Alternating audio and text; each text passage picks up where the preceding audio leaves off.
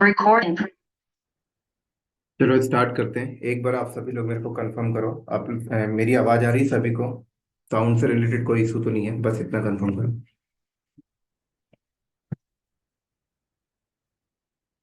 सभी को आ रहा है आवाज? यस बराबर है। ऑडिबल ना?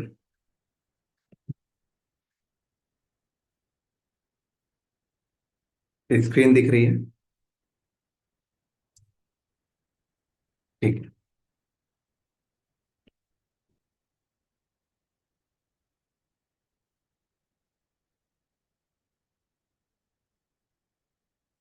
तो स्टार्ट करते हैं हम लोग।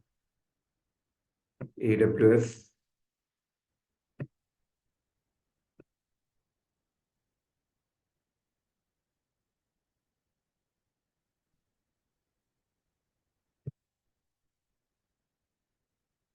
क्लाउड। ठीक है। तो AWS क्लाउड को अगर हम लोग समझना चाहते हैं, भाई AWS क्लाउड क्या है, इसमें कौन कौन सी सर्विसेज होती हैं, किस तरीके से इस पे काम होता है, तो सबसे पहले हमें अंडरस्टैंड होना चाहिए क्लाउड कंप्यूटिंग।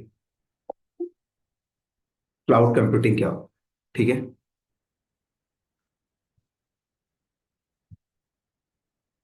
अगर आप क्लाउड कंप्यूटिंग टर्म्स को समझ जाते हो तो आपको AWS क्लाउड समझने में इजी हो जाएगा।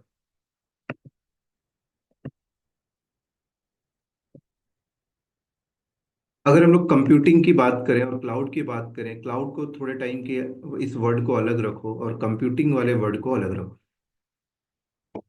ठीक है। क्लाउड के वर्ड को थोड़ा अलग करो और कंप्यूटिंग वर्ड को अलग करो। अगर हम लोग कंप्यूटिंग की बात करें तो what is the computing? Computing just एक प्रोसेसिंग को हम लोग कंप्यूटिंग कहते हैं। ठीक है। एक फिजिकल मशीन आपके पास है, इस फिजिकल मशीन पे आप ऑपरेटिंग सिस्टम डालते हो और फिर उसके बाद आप अपने प्रोसेस स्टार्ट करते हो, डेटा को मैनिपुलेट करते हो। That is called computing.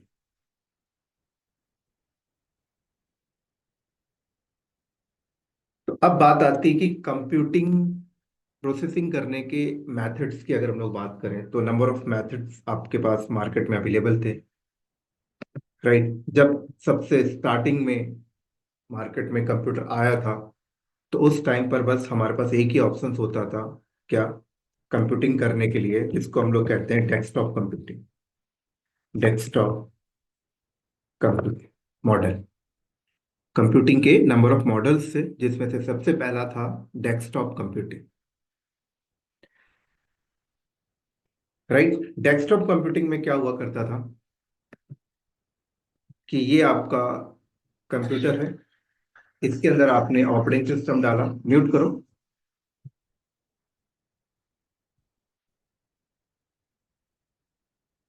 ये आपका फिजिकल कंप्यूटर है, इस पे आपने ऑपरेटिंग सिस्टम डाला। अब आपको इस जो भी अपना वर्क करना है, लाइक प्रोसेस करना है या कोई सॉफ्टवेयर डिजाइन करना है या कोई ग्राफिक्स डिजाइन करना है या कोई एक्सेल में काम करना है, जो भी करना है आपको, या गेम खेलना है, मतलब इस कंप्यूटर को यूज करके इसकी कंप्यूटिंग की सर्विस आपको लेनी है।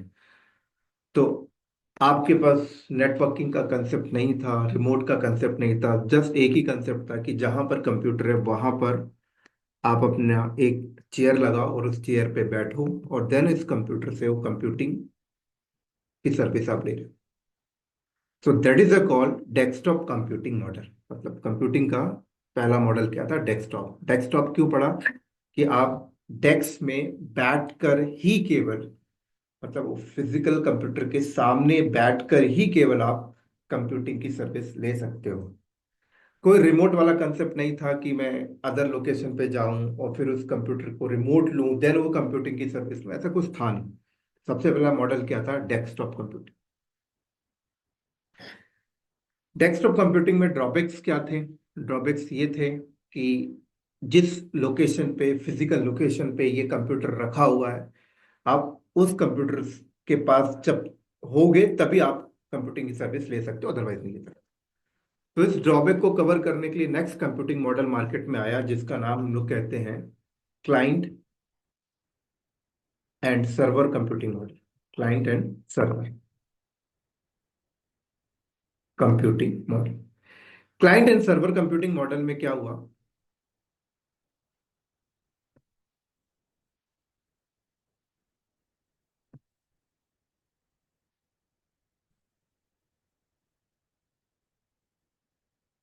Client and server computing models में क्या था कि यहाँ पर आपके ये नंबर ऑफ कंप्यूटर्स हैं, कंप्यूटर्स वन, कंप्यूटर्स टू, यानी कंप्यूटर्स यहाँ पर ये सारे एक प्रकार से सेम है, कंप्यूटर्स ही हैं।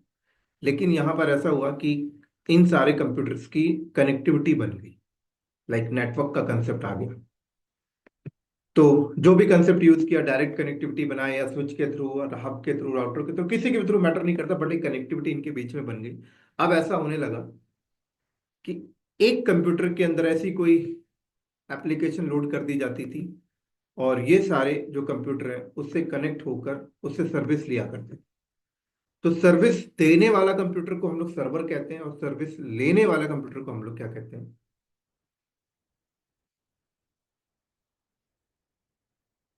जो सर्विस प्रोवाइड कर रहा है उसको हम लोग सर्वर कहते हैं, और जो ले रहा है सर्विस उसको हम लोग क्लाइंट्स कहते हैं। ये नॉर्मल वर्ड है, हर जगह यूज होता है।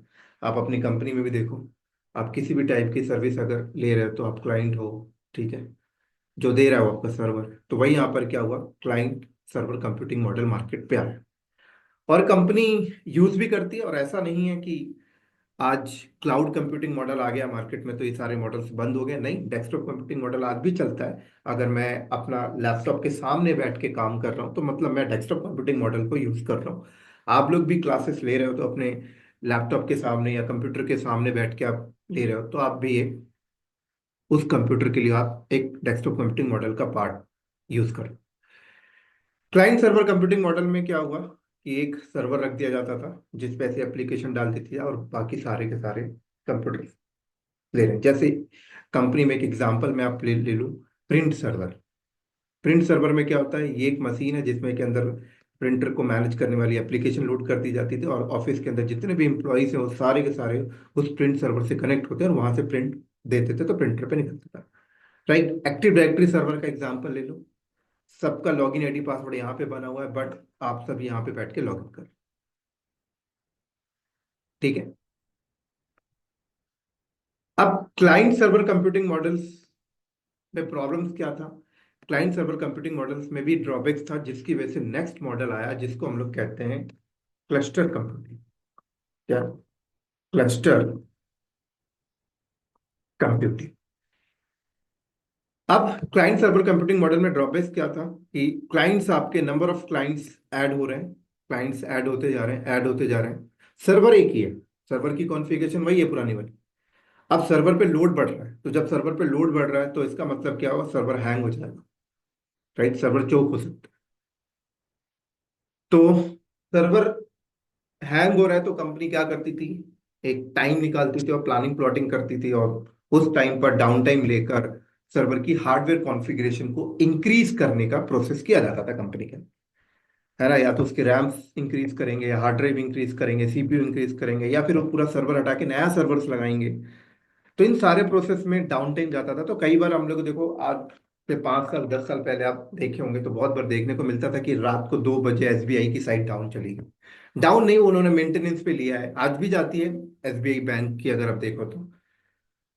प्राइवेट सेक्टर्स की भी पहले जाया करती थी, लेकिन अब आपको देखने को नहीं मिलता होगा कि कोई भी साइट डाउन जा रही, राइट, क्योंकि वो लोग क्लस्टर कंप्यूटिंग मेथड को यूज करते हैं। तो क्लस्टर कंप्यूटिंग मेथड में क्या होता है कि कभी भी एक सर्वर्स नहीं लगाया जाता, एक से ज्यादा सर्वर्स रखा जाता है, एक से ज्यादा सर्वर मतलब। और क्लस्टर का हिंदी मीनिंग क्या होता है, समूह, ग्रुप। तो सर्विस को प्रोवाइड करने के लिए एक सर्वर नहीं है, 3 सर्वर। यहाँ भी सर्विस लोड की गई, यहाँ भी सर्विस लोड की गई, यहाँ भी सर्विस लोड की, राइट। और कस्टमर की ट्रैफिक को रिसीव करने के लिए बीच में लोड बैलेंसर लगा दिया। तो सारे कस्टमर हिट किसको करते हैं, लोड बैलेंसर पे। लोड बैलेंसर ट्रैफिक किसको फॉरवर्ड करता है, server one, server two, server three. But traffic को इक्वली डिस्ट्रीब्यूट करता है। कल को ऐसा लगता है कि यार 3 सर्वर जो है, क्लाइंट्स और ज्यादा आ चुके हैं, 3 सर्वर सफिशिएंट नहीं है आपके पास, तो आप और सर्वर्स कॉन्फ़िगर करके ऐड करते जाइए, ऐड करते जाइए, नो डाउट। तो क्लस्टर, इसको हम लोगों ने क्या बोल दिया, जब एक से ज्यादा सर्वर एक ही सर्विस को प्रोवाइड करते हैं तो इसको हम लोग कहते हैं क्लस्टर मेथड। तो इंडस्ट्री के अंदर क्लस्टर कंप्यूटिंग मेथड यूज होने लगा। और जब क्लस्टर कंप्यूटिंग मेथड यूज होने लगा तो डाउन टाइम खत्म हो गया मार्केट से। राइट, तो जो भी कंपनी क्लस्टर कंप्यूटिंग मेथड को यूज करती है, आप समझ लो डाउन टाइम आपको कभी नहीं देखने को मिलेगा। डाउन टाइम एक ही सिनेरियो में आपको देखने को मिलेगा, अगर आपका जियो लोकेशन पूरा डाउन होता है। जियो लोकेशन का मतलब क्या हुआ, कि मान लो आपने क्लस्टर बनाया है एक ही बिल्डिंग के अंदर। जैसे मेरा ऑफिस अगर गुड़गांव में है, तो मैंने गुड़गांव की एक बिल्डिंग के अंदर अपना क्लस्टर सेटअप किया है। अगर वो बिल्डिंग के अंदर कोई नेचुरल डिजास्टर होता है, लाइक आग लग जाती है, फ्लड आ जाता है, जो भी XYZ होता है, तो वहां पे डाउन टाइम मुझे देखने को मिलेगा। अदरवाइज एक सर्वर खराब होने से मेरे को डाउन टाइम नहीं देखने को मिलेगा। या मुझे कुछ अपग्रेड करना है तो भी मुझे डाउन टाइम देखने को नहीं मिलेगा। तो कंपनी ने क्या किया, क्लस्टर कंप्यूटिंग मेथड को अडॉप्ट किया और लोग यूज करना स्टार्ट किया। हर कंपनी आज के टाइम पे क्लस्टर मेथड को यूज करती है।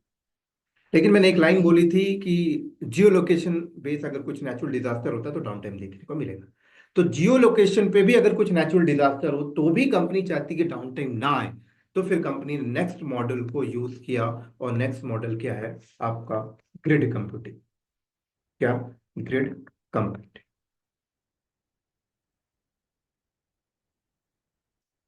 राइट। अब ग्रिड कंप्यूटिंग का मतलब क्या हुआ, ग्रिड कंप्यूटिंग का मतलब ये हो गया, अगर हम लोग देखें इसको थोड़ा सा।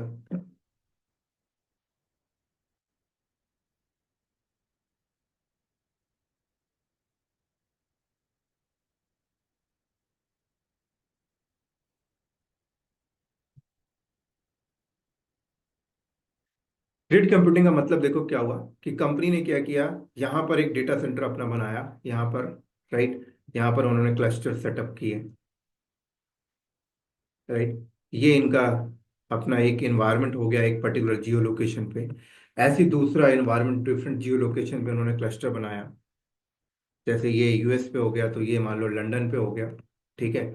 ऐसे ही कंपनी ने सिंगापुर पे एक सेटअप तैयार किया। राइट, सिंगापुर पे एक सेटअप इन्होंने तैयार किया।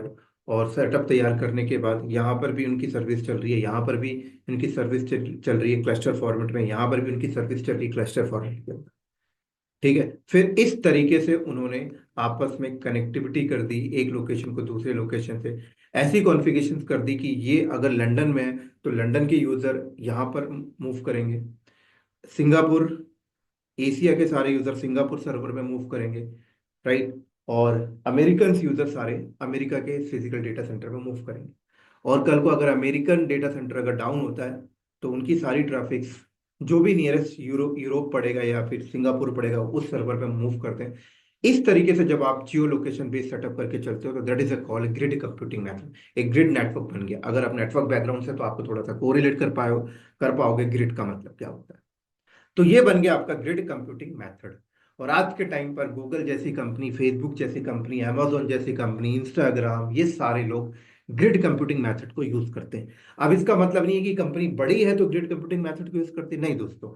इसका मतलब ये है कि इनका जो नेटवर्क है वो पूरे वर्ल्ड में फैला हुआ है। राइट, जिस भी कंपनी का बिजनेस पूरे वर्ल्ड में होगा वो ग्रिड कंप्यूटिंग मेथड पे जाएंगे।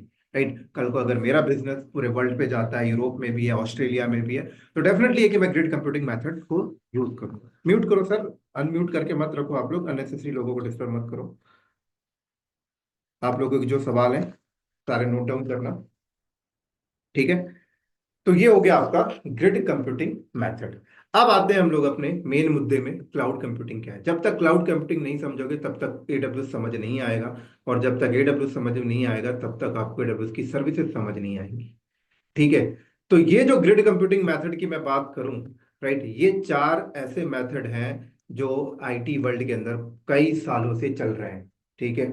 और इन चार मेथड को यूज करके हम लोग क्लाउड कंप्यूटिंग मेथड को लॉन्च करते हैं। ठीक है। क्लाउड कंप्यूटिंग में बहुत सारे लोगों को लगता है कि क्लाउड जो है मार्केट में 2006 में आया, कोई कहता है 2008 में आया। मैं कहता हूँ क्लाउड कंप्यूटिंग मेथड मार्केट में 2050 साल पहले से चल रहा है। राइट, 50 साल पहले से कैसे चल रहा है मैं आपको क्लियर करता हूँ अभी। पहले हम लोग समझते हैं कि चार मेथड कंपनी कहाँ कहाँ यूज करती है। अब चार मेथड कंपनी कहाँ कहाँ यूज करती है, फॉर एग्जांपल अगर मैं बात करूं कि एक XYZ नाम की कंपनी है। ठीक है, एक XYZ नाम की कंपनी है जिसका अपना कोई ई कॉमर्स बेस्ड एप्लीकेशन है, और उसके लिए उनको डेटा सेंटर तैयार करना है। उन्होंने किसी को कॉन्ट्रैक्ट दिया। कॉन्ट्रैक्ट किसको दिया? फॉर एग्जांपल एक यहाँ पर एससीएल नाम की कंपनी को कॉन्ट्रैक्ट इन्होंने दिया। तो अब एससीएल नाम की कंपनी क्या करेगी? अब ये जो एक्सवाईजेड नाम की कंपनी है, राइट, इसका अगर हम लोग बात करें, कोई एक ही लोकेशन पे इनका डेटा सेंटर तैयार करके देना है, तो डेफिनेटली है कि यहाँ पर एससीएल नाम की कंपनी क्या करेगी? क्लस्टर कंप्यूटिंग मेथड को यूज करके उनका सेटअप तैयार करके उन्हें दे देगी, और उन्हें बोलेगी कि आप रिमोट एक्सेस करें। क्या करें? रिमोट एक्सेस करें। ठीक है। तो इनके जो इंजीनियर्स होंगे वो क्या करेंगे? रिमोट एक्सेस करेंगे यहाँ पे जो डेटा सेंटर लगा है, और एससीएल उसे हैंडल कर रही होगी। उसका नेटवर्क हैंडल करेगी, डेटा हैंडल करेगी, बैकअप प्रोसेस हैंडल करेगी। ठीक है। एक्स सारी चीजें हैंडल। लेकिन वहीं पर इस कंपनी का जो नेटवर्क है पूरे वर्ल्ड में है, तो डेफिनेटली फिर एससीएल नाम की कंपनी क्या करेगी? एक डिफरेंट डिफरेंट कंट्री में भी उनके लिए सेटअप तैयार करेगी, और एक ग्रिड का नेटवर्क तैयार करेगी। ग्रिड बेस डिप्लॉयमेंट यहाँ पर होगा। ठीक है। तब भी एक्सवाईजेड नाम की कंपनी के जो एम्प्लॉयज हैं, उनके जो अपने टेक्निकल टीम होगी, वो अगर इन्हें एक्सेस करेगी तो रिमोटली एक्सेस करेगी। इवन एससीएल के भी जो मैन पावर जो आप इस डेटा सेंटर में सपोर्ट करेंगे, वो भी रिमोटली एक्सेस करेंगे। राइट। कोई भी आज के टाइम पर डेटा सेंटर के अंदर एंटर करता नहीं है। राइट। कई साल हो जाते हैं आप डेटा सेंटर के एंटर नहीं करते, और कई बार तो ऐसा होता है कि डेटा सेंटर के अंदर जो एंटर करने वाले लोग होते हैं वो जस्ट एक एक वर्कर्स होते हैं, लेबर्स होते हैं। राइट। आपने जस्ट किसी को ऑर्डर दे दिया कि चाहिए भाई सर्वर को हैंग कर दीजिए और उस पर लैन केबल लगा दीजिएगा, हम बस आईपी डाल दीजिएगा, बाकी हम सारा प्रोसेस रिमोट लेके करेंगे। ठीक है। तो इसका मतलब अगर मैं देखूं, और कंपनी, आपने देखा होगा कि मार्केट में कई साल पहले वर्चुअलाइजेशन का कंसेप्ट मार्केट में आ चुका था। वर्चुअलाइजेशन में VMware, ओपन स्टैक, की सारी चीजें, तो ये सारी चीजें इंप्लीमेंट करके लोग एक प्रकार से अपना डेटा सेंटर तैयार करते थे, और उसको भी वो लोग क्या कहते थे? क्लाउड।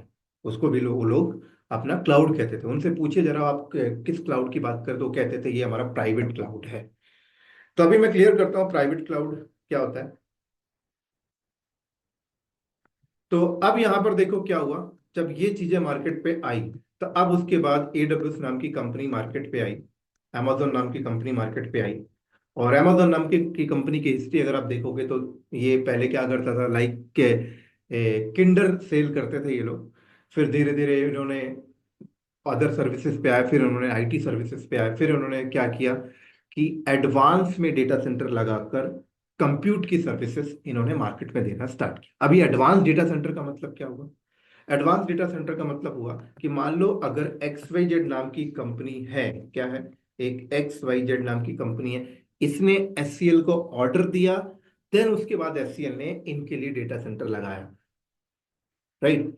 एक्सवाईजेड नाम की कंपनी ने अगर विप्रो को ऑर्डर दिया, तो विप्रो ने देन उसके बाद डेटा सेंटर लगाया। बट amazon ने क्या किया? amazon ने क्या किया? उन्होंने ऑर्डर का वेट नहीं किया। उन्होंने ऑर्डर का वेट नहीं किया। उन्होंने हर कंट्री में जा जाकर अपने पॉकेट से पैसे लगाकर डेटा सेंटर लगाया। राइट। कहाँ लगाया? यूएस पे लगाया, लंदन में लगाया, इंडिया में लगाया, मुंबई में लगाया, हैदराबाद में लगाया। एडवांस में इन्होंने डेटा सेंटर लगाया। और एडवांस में डेटा सेंटर लगाने के बाद इनको पता था कि हर एक लोग आज के टाइम पर डेटा सेंटर को रिमोटली एक्सेस करता है, हर एक रिसोर्सेज को। अगर किसी को राउटर पे भी काम करना है तो उसको रिमोट ले रहा है, किसी को लोड बैलेंसर में भी काम करना है, लोड बैलेंसर का भी रिमोट आ रहा है, कंप्यूटर का भी रिमोट आ रहा है, स्टोरेज सर्वर का भी रिमोट आ रहा है, हर चीज का रिमोट आता है आज के टाइम। तो इन्होंने क्या किया? डेटा सेंटर लगाया और डेटा सेंटर को रेंट में देना स्टार्ट किया, वर्चुअल स्पेस। क्या किया? वर्चुअल स्पेस उन्होंने रेंट में देना स्टार्ट किया। और ये इंस्पायर हुए थे क्लाउड वाले वर्ड्स को लेके। क्लाउड, क्लाउड का मतलब क्या होता है? अगर बहुत सारे लोगों को से मैं पूछूं क्लाउड, तो लोगों के अपने अपने डेफिनेशन होते हैं क्लाउड। लेकिन क्लाउड का जो एक्चुअल मीनिंग है वो क्या है? बादल। क्लाउड का मतलब क्या होता है? बादल।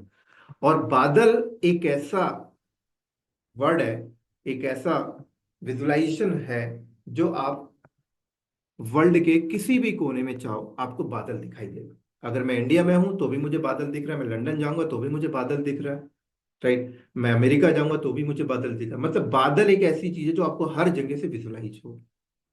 तो इस बादल वर्ड से ये लोग इंस्पायर हुए, कौन इंस्पायर हुआ? अमेजोन वाले। और इन्होंने बोला कि कंप्यूटिंग की सर्विस हम आपको कुछ इस तरीके से प्रोवाइड करेंगे जैसे आपको बादल दिखता है हमारा, हर एक कोने में आपको कंप्यूटिंग मिल जाएगी, कहीं भी आप सेटअप कर लो। तो इस वर्ड से इंस्पायर होके इन्होंने क्लाउड कंप्यूटिंग कंसेप्ट को मार्केट पे लेके आया। राइट, एडवांस में डेटा सेंटर लगाया, आपका डेटा सेंटर कहीं भी है, आप कहीं भी मूव करते हो आपको वो चीजें मिलेंगी, किसी भी कोने में वर्ल्ड में हो, बस कनेक्टिविटी होनी चाहिए। लाइक इंटरनेट की हेल्प से इन्होंने ये कमिटमेंट लोगों को किया।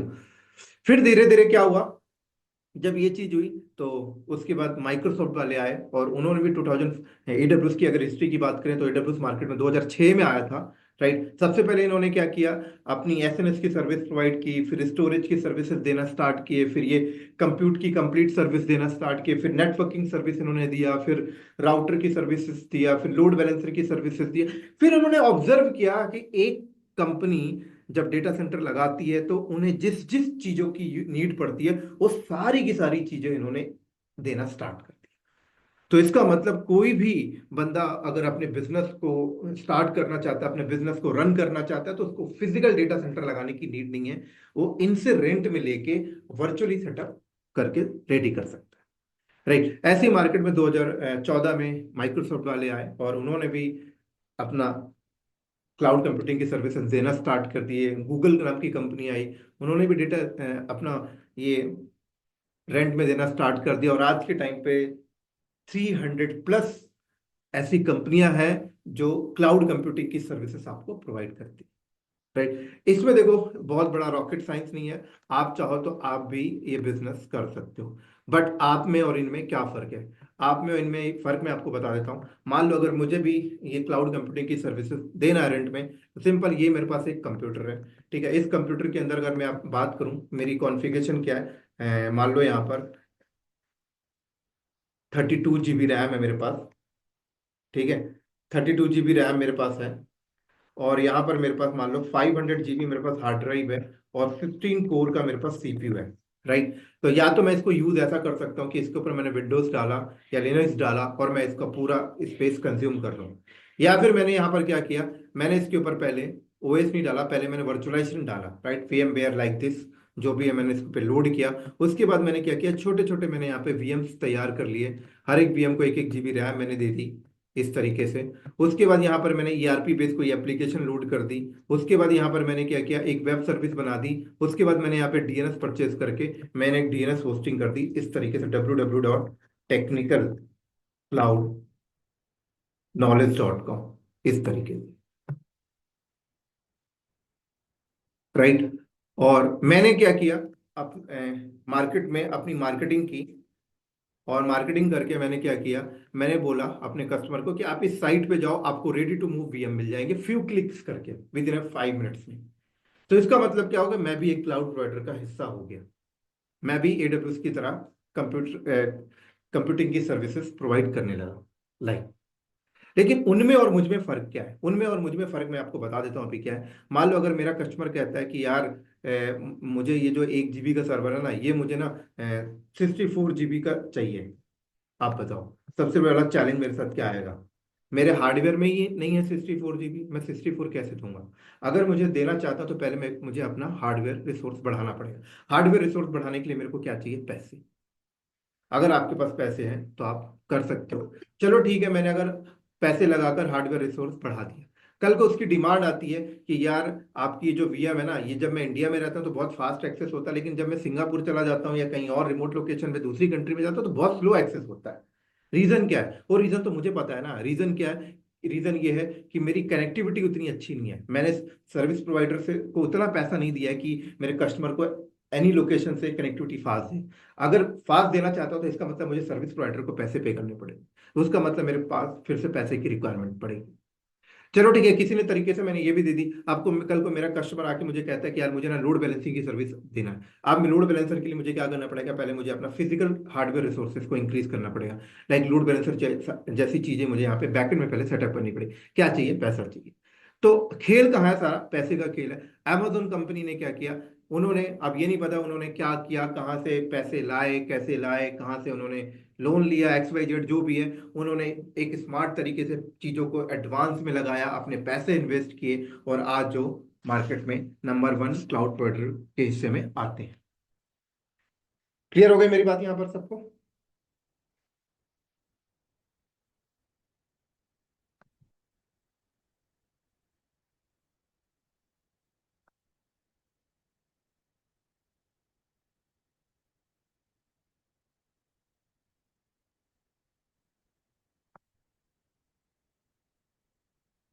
अब यहाँ पर देखो, अगर हम इनकी बात करें थोड़ा सा, राइट, इस चार्ट को आप लोग देखना, बहुत इंपॉर्टेंट चार्ट है।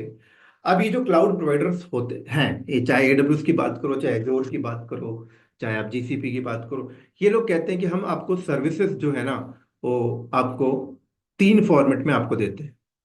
एक IaaS, ठीक है, एक PaaS और एक SaaS। IaaS stand for infrastructure as a service, PaaS stand for platform as a service, और SaaS stand for software as a service. आप तीनों को अभी भूल जाओ, सबसे पहले बात करो ऑन प्रेमाइसिस की।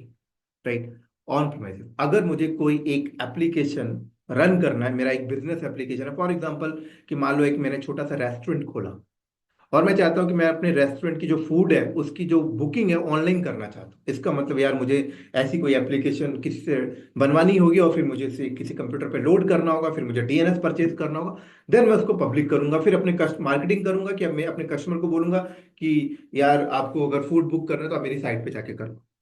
और अगर मेरे पास मान लो क्लाउड का कंसेप्ट नहीं है, मेरे को ऑन प्रोमाइसिस है, तो देखो आपको क्या करना पड़ेगा। सबसे पहले आपको क्या करना पड़ेगा, हार्डवेयर परचेज करना पड़ेगा, और नेटवर्किंग आपको खुद करनी होगी। स्टोरेज सेटअप आप करोगे, सर्वर सेटअप आप करोगे, वर्चुअलाइजेशन आप खुद सेटअप करोगे, ऑपरेटिंग सिस्टम आप खुद लोड करोगे, मिडिलवेयर एप्लीकेशन आप खुद लोड करोगे, रन टाइम खुद सेटअप करोगे, डेटा खुद ऑर्गेनाइज करोगे, देन लास्ट में जाके आपकी एप्लीकेशन रनिंग मोड में आएगी। मतलब ऑन प्राइम में आपको यहां से यहां तक करना है।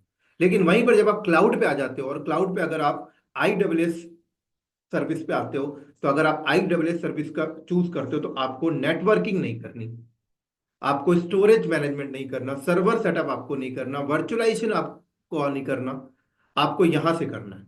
मतलब आपने जस्ट एक EC2 क्रिएट करना है, जिसपे आपको OS सिलेक्शन करना है, मिडिलवेयर अपना रो यूज करना है, रन टाइम यूज करना है, डेटा आपको ऑर्गेनाइज करना है, एप्लीकेशन आपको जस्ट आपकी रन हो जाएगी। म्यूट करो सर। हाँ जी, हाँ जी, तरुण बोलो।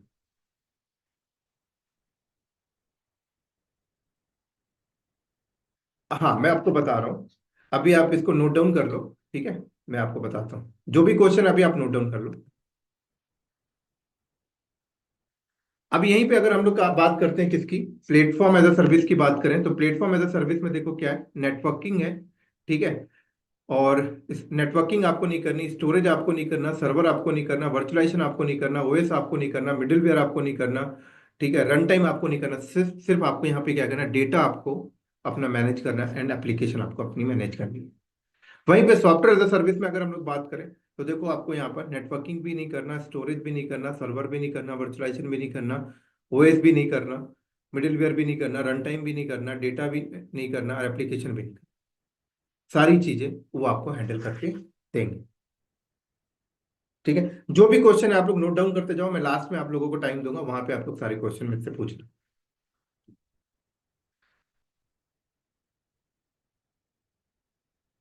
अब नेक्स्ट पॉइंट में अगर हम लोग आते हैं, तो AWS आपसे क्या कहता है, ठीक है। AWS ने आपको बोल दिया कि भाई आप मेरी जो सर्विसेज है, IaaS के फॉर्मेट में आप ले सकते हो, PaaS के फॉर्मेट में ले सकते हो, SaaS के फॉर्मेट में आप ले सकते हो, ठीक है। अब अगर हम लोग इनमें प्राइस की बात करें, तो अगर आप IaaS का ऑप्शन चूज करते हो, तो आपको यहां तक का पेमेंट देना पड़ेगा बस, नेटवर्किंग, स्टोरेज, सर्वर, वर्चुअलाइजेशन, ठीक है। अगर हम लोग पैस में बात करें, तो यहां तक का पेमेंट आपको लगेगा, ये दोनों आपके हाथ में। अगर हम टैक्स की बात करें, तो सारा पेमेंट आपका जाए। थोड़ा सा और नीचे आए, ठीक है। अब देखो सबसे इंपॉर्टेंट चीज यहाँ पर क्या है, public cloud versus private cloud, hybrid cloud and multi cloud. ये क्या होता है, अगर हम लोग पब्लिक क्लाउड की बात करें, प्राइवेट क्लाउड की बात करें, हाइब्रिड की बात करें, एंड मल्टी क्लाउड की बात करें। सबसे पहले हम लोग समझते हैं पब्लिक क्लाउड क्या होता है।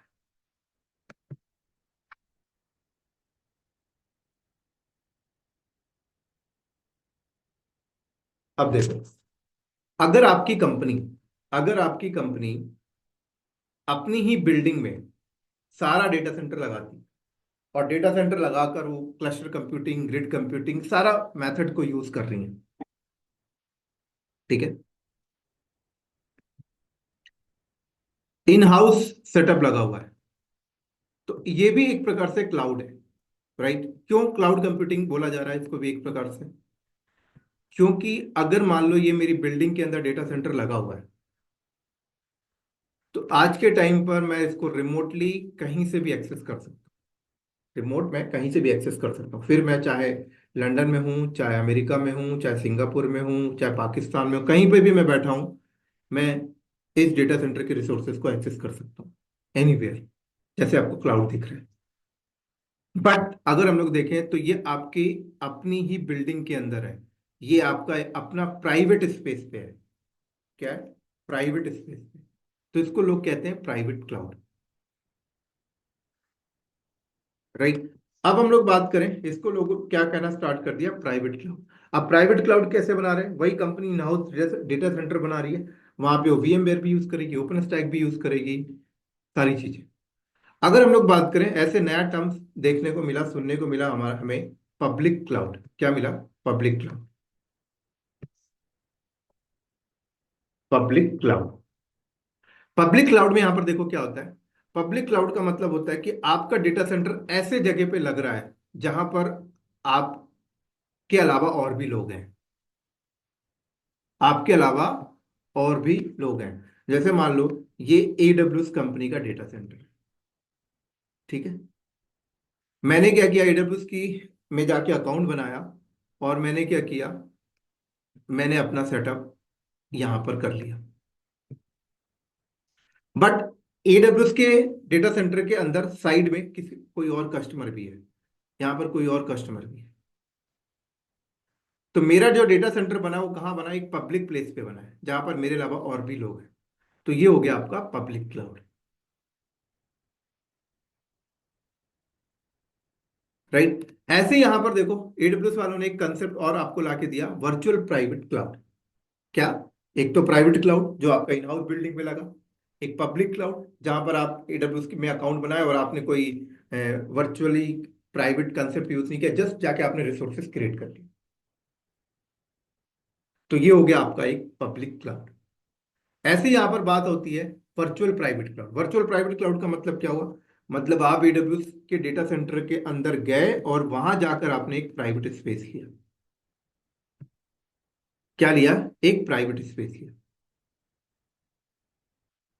तो ये हो गया आपका वर्चुअल प्राइवेट क्लाउड, कि आपने वर्चुअली एक प्राइवेट स्पेस, राइट? ऐसे देखो यहां पर क्या है, यहां पर एक है हाइब्रिड क्लाउड। हाइब्रिड क्लाउड का मतलब क्या हुआ?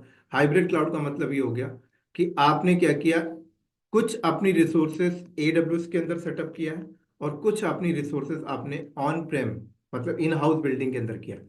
जैसे कंपनी ने front end and back and यहाँ सेटअप कर लिया, एंड डेटाबेस आज भी कंपनी का यहाँ पे रखा हुआ है इन हाउस पे, राइट? उसके बाद जब कंपनी अपनी सर्विस लॉन्च करती है, तो इसको हम लोग कहते हैं हाइब्रिड क्लाउड। अब इन हाउस को और AWS के साथ कनेक्टिविटी वो लोग कैसे करते हैं? VPN के थ्रू करते हैं।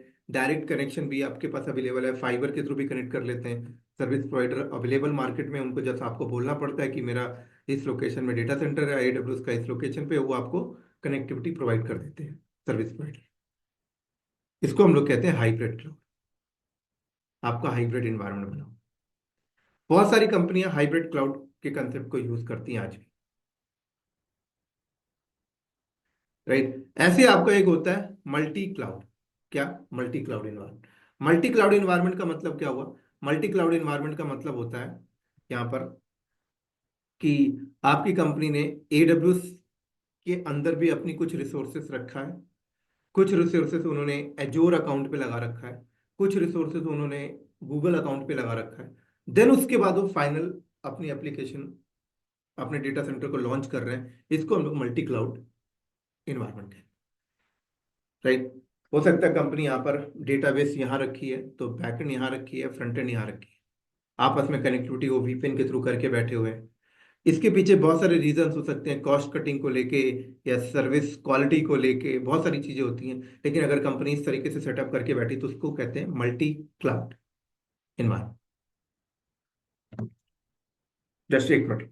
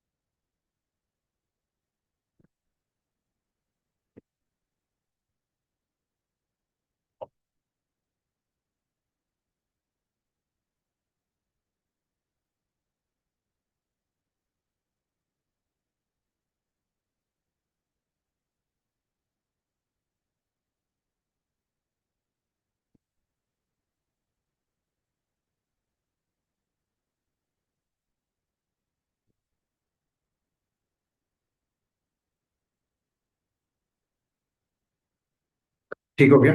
चलो। तो एडब्ल्यूएस आपसे क्या बोलता है? एडब्ल्यूएस आपसे कहता है कि सबसे पहले अगर आप रिसोर्सेस लेना चाहते हो, ठीक है, सर्विसेज मेरे से लेना चाहते हो, तो सबसे पहले आपको ना एक अकाउंट क्रिएट करना पड़ेगा। क्या करना पड़ेगा? आपको एक अकाउंट क्रिएट करना पड़ेगा। अकाउंट क्रिएट करने के लिए उनकी साइट पे आपको जानी पड़ेगी, AWS लॉगिन कंसोल।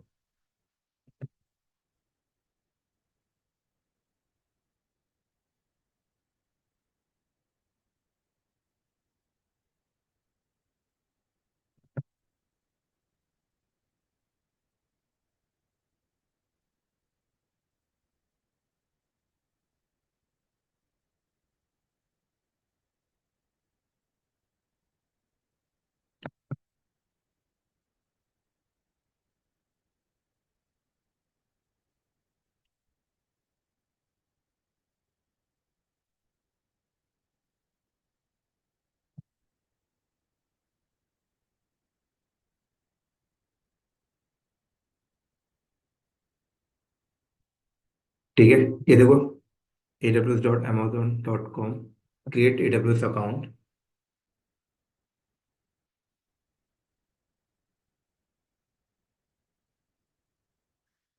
तो सबसे पहले अकाउंट को क्रिएट करने के लिए आपको पास में एक ईमेल आईडी होनी चाहिए पहले से। ठीक है, ईमेल आईडी मैटर नहीं करता कि आपकी जीमेल की है या आपकी कंपनी की है, कोई भी हो चलेगा। ठीक है, एक आपको यहाँ पर ईमेल आईडी होना चाहिए। तो यहाँ पर आप ईमेल आईडी यहाँ पे पुट करोगे, और उसके बाद जो भी अकाउंट का नाम है वेरीफाई करोगे, आपको कोड आएगी। जैसे अभी मेरे पास ऑलरेडी अकाउंट है तो मैं बना नहीं रहा हूँ यहाँ पर। ठीक है, बट अगर एक ईमेल क्रिएट कर लेते हैं हम लोग।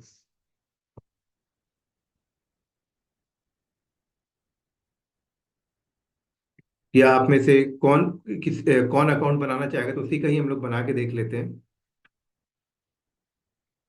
कोई बनाएगा अकाउंट अभी जस्ट?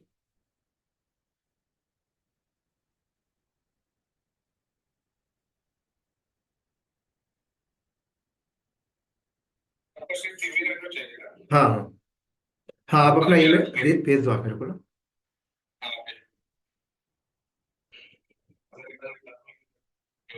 भेज दो।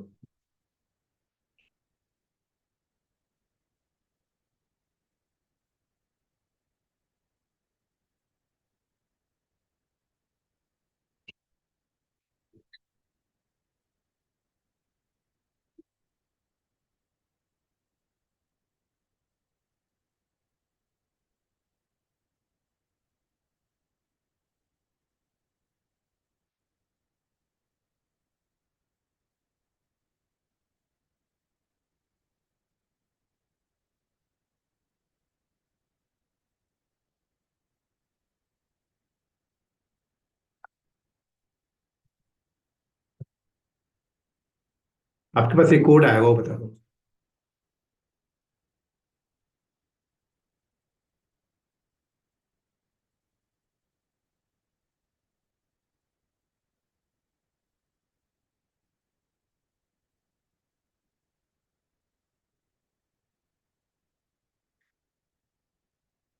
5 7 4। 4 के बाद क्या है?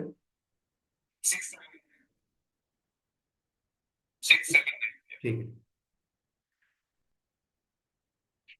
अब यहाँ पे पासवर्ड हम लोग सेट कर लेते हैं। ठीक है। इसके बाद आपको पासवर्ड सेट करना होता है, मैं आपको पासवर्ड शेयर कर दूंगा जो भी सेट कर रहा हूँ। And continue.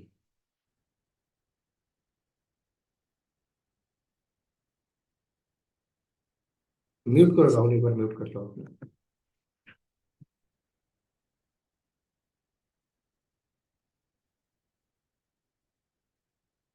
ठीक है, यहाँ पे आपसे पूछेगा कि आप जो अकाउंट क्रिएट कर रहे हो, सबसे पहले यहाँ पर इनकी कुछ टर्म्स पढ़ो। फ्री टियर ऑफर, ये आपको ना क्या करते हैं देखो।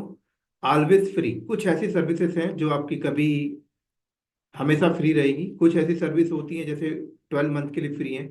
कुछ ऐसी सर्विसेज आपको मिलती हैं जो ट्रायल पीरियड के लिए फ्री मिलेगी। तो अगर आप देखना चाहते हो कि एडब्ल्यूएस कौन कौन सी फ्री सर्विसेज देता है।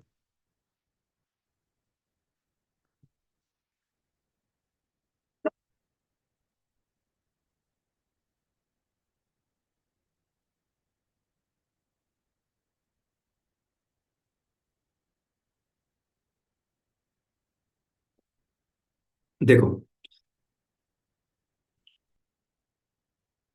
फ्री टियर कह रहा है कि EC2 की जो सर्विस है वो आपको 750 आवर्स के लिए फ्री मिलेगी फॉर 12 मंथ। यहाँ पर देखो लिखा हुआ है कि 750 आवर्स पर मंथ ऑफ लिनक्स RHL और SLES सुजेकी T2.micro और T3.micro instance depend on the region. ठीक है। ऐसे नीचे क्या अगर 750 आवर्स के लिए आपको विंडोज की भी VM मिल जाएगी।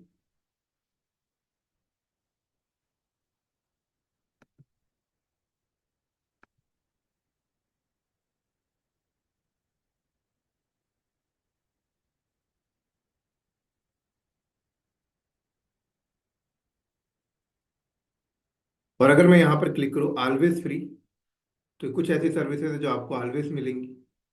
ठीक है। अगर मैं ट्रायल पीरियड के लिए देखूं तो कुछ ऐसी सर्विसेज है जो मेरे को ट्रायल पीरियड के लिए यहाँ पे। तो देख सकते हैं यहाँ पर हम लोग फ्री क्या है क्या नहीं है।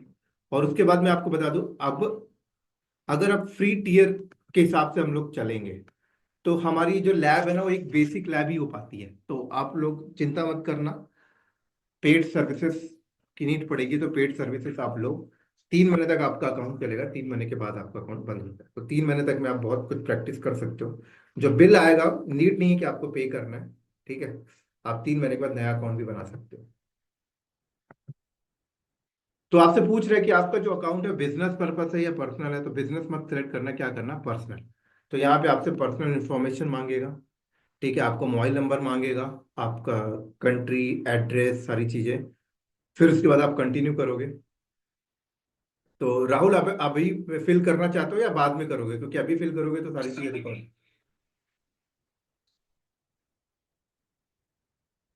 डमी ईमेल एड्रेस वही वाला डाल दूं?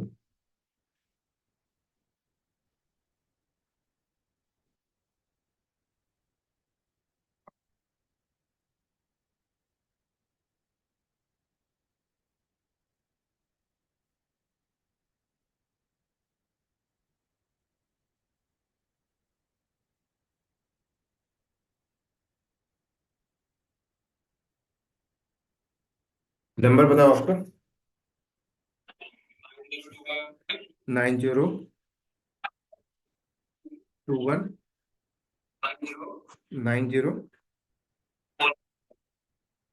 4959।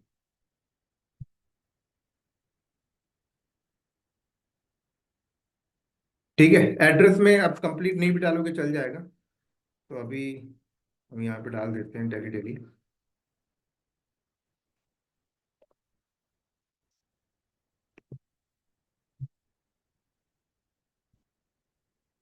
अब यहाँ पे देखो आपसे ना कार्ड की इन्फॉर्मेशन मांगा। ठीक है।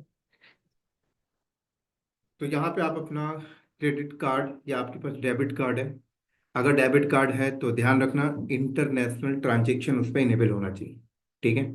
एक्सपायरेशन डेट डालोगे आप यहाँ पर, सीवीवी नंबर डालोगे, कार्ड होल्डर नेम डालोगे, और आपके पास पैन कार्ड है तो ठीक है। उसके बाद वेरीफाई के लिए कंटिन्यू करोगे, फ्यू क्लिक करोगे, आपका अकाउंट कंप्लीट हो जाएगा। अभी तो नहीं डालना आपको कार्ड की इन्फॉर्मेशन।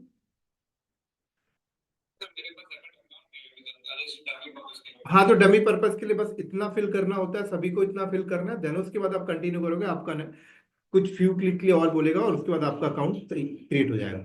अकाउंट क्रिएट होने के बाद आपको अकाउंट कुछ इस तरीके से दिखाई देगा।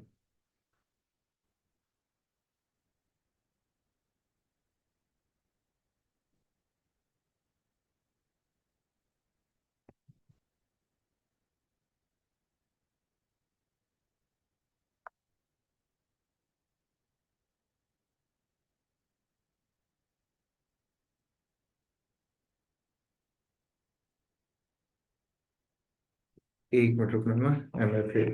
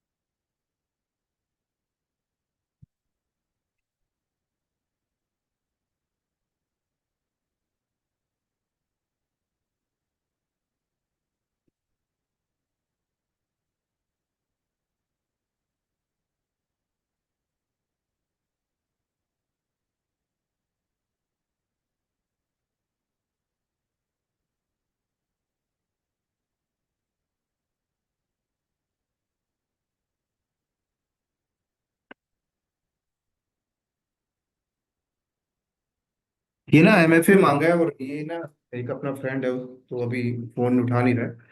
जैसे ही उठाता है तो MFA एक्टिवेट होता है, तो मैं आपको दिखाता हूँ। तब तक आपकी जितनी चीजें मैंने डिलीवर किया उसके डाउट्स आप रहे, तो तरुण आप बताएं क्या बोल रहे थे आप उस टाइम पे, क्या क्वेश्चन था आपका।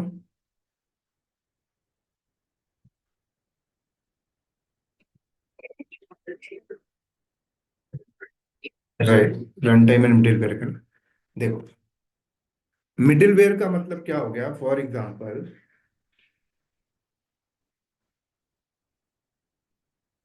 अब जैसे कि मान लो यहाँ पर मैंने क्या किया, ये इनसे कंप्यूटर की सर्विस ले ली, ठीक है।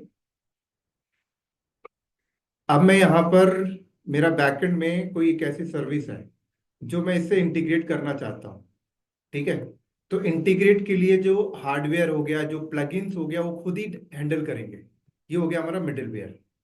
और रन टाइम हो गया कि मेरे को कोई एप्लीकेशन चलाने की, मैं दे रहा हूँ एग्जाम्पल, एग्जाम्पल लाइक, ये आपका, आपने कंप्यूटर ले लिया, ठीक है। अब कंप्यूटर लेने के बाद आपका ये डेटाबेस है, ये आपका बैकएंड में डेटाबेस है। तो मुझे इस कंप्यूटर से इस डेटाबेस का इंटीग्रेशन करानी है। तो डेटाबेस इंटीग्रेशन से रिलेटेड जो प्लगइन्स की नीड पड़ेगी ना मेरे को, वो उन लोग खुद लोड करके देंगे आप। समझ आई। बता देता हूँ, प्लगइन्स बोले तो फॉर एग्जांपल ऐसे समझो, आप, ये हॉस्पिटल का MRI मशीन है, क्या है, हॉस्पिटल का MRI मशीन है। अब ये एक कंप्यूटर है। अब इस कंप्यूटर में मैं चाहता हूँ कि MRI मशीन इस कंप्यूटर से कनेक्ट हो जाए, क्योंकि जब भी मैं MRI करूँ तो मुझे यहाँ स्क्रीन में सब कुछ दिखना चाहिए। तो MRI मशीन को कनेक्ट करने के लिए प्लगइन्स कौन लाएगा, राइट। तो प्लगइन्स भी क्लाउड प्रोवाइडर आपको प्रोवाइड करेगा। ये हो गया आपका मिडिलवेयर। हेलो चेतन, वो फिर से MFA मांगा, एक बार देखोगे जरा। ठीक। हम्म। समझ आया, मिडिलवेयर। हाँ।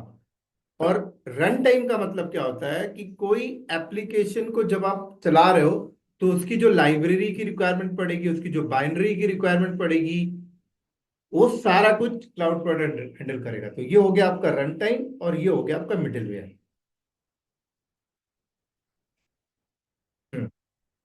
वही यहां पर देखो कह रहा है कि वर्चुअलाइजेशन कौन हैंडल कर रहा है, क्लाउड प्रोवाइडर। उन्होंने क्या वर्चुअलाइजेशन रखा है, सर्वर उनका है, स्टोरेज उनका है, नेटवर्किंग उनका है।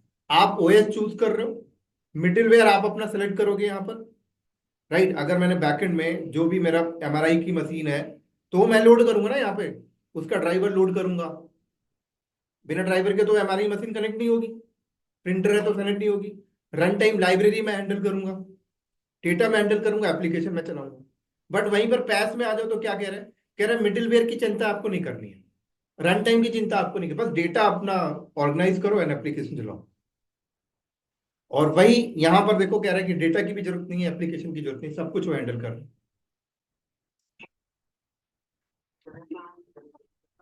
सॉफ्टवेयर, हाँ जी हाँ जी, बिल्कुल। जी बिल्कुल,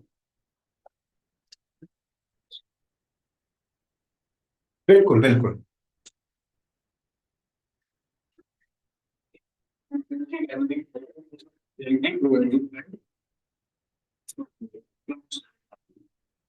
डिपेंड करता है कि आपने क्लाउड से कौन सी सर्विस ली है ना। अगर AWS ले रहे हैं तो फिर तो आपको ही लोड करना है बाइनरी।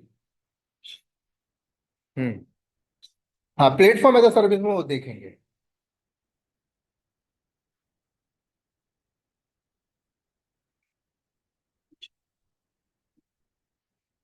बता रहा हूँ, स्टोरेज का मतलब हो गया कि जो अब जैसे कि जो फिजिकल स्टोरेज होता है ना, डिस्क होती है, वो तो उन्हीं की है।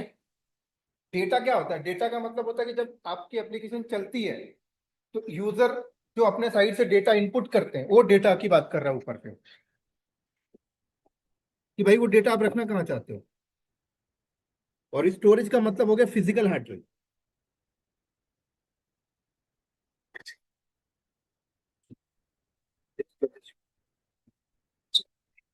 हाँ जी हाँ जी, बिल्कुल बिल्कुल। वो तो आप कस्टमर पर डिपेंड करता है, कस्टमर डेटा कहाँ रखना चाहता है। हो सकता है कि डेटा में अपना नेट मतलब लाइक नेटवर्क स्टोरेज मेरा कहीं और चल रहा है ना, वहां मैं मूव करना चाहता हूँ, वो डेटा मैनेजमेंट आपको करना है। स्टोरेज तो उन्होंने दे दिया ना, बस जस्ट बैकएंड में हार्ड ड्राइव दे दिया उन्होंने।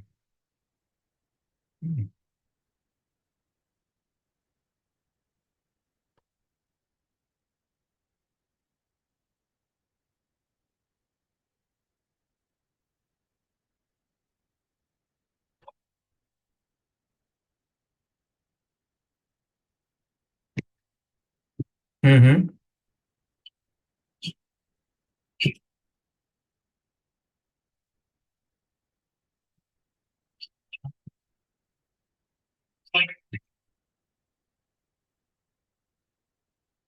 वर्चुअल प्राइवेट क्लाउड में पब्लिक, एक मिनट बता रहा हूँ उसको, ये स्कैन भेज देता हूँ पहले।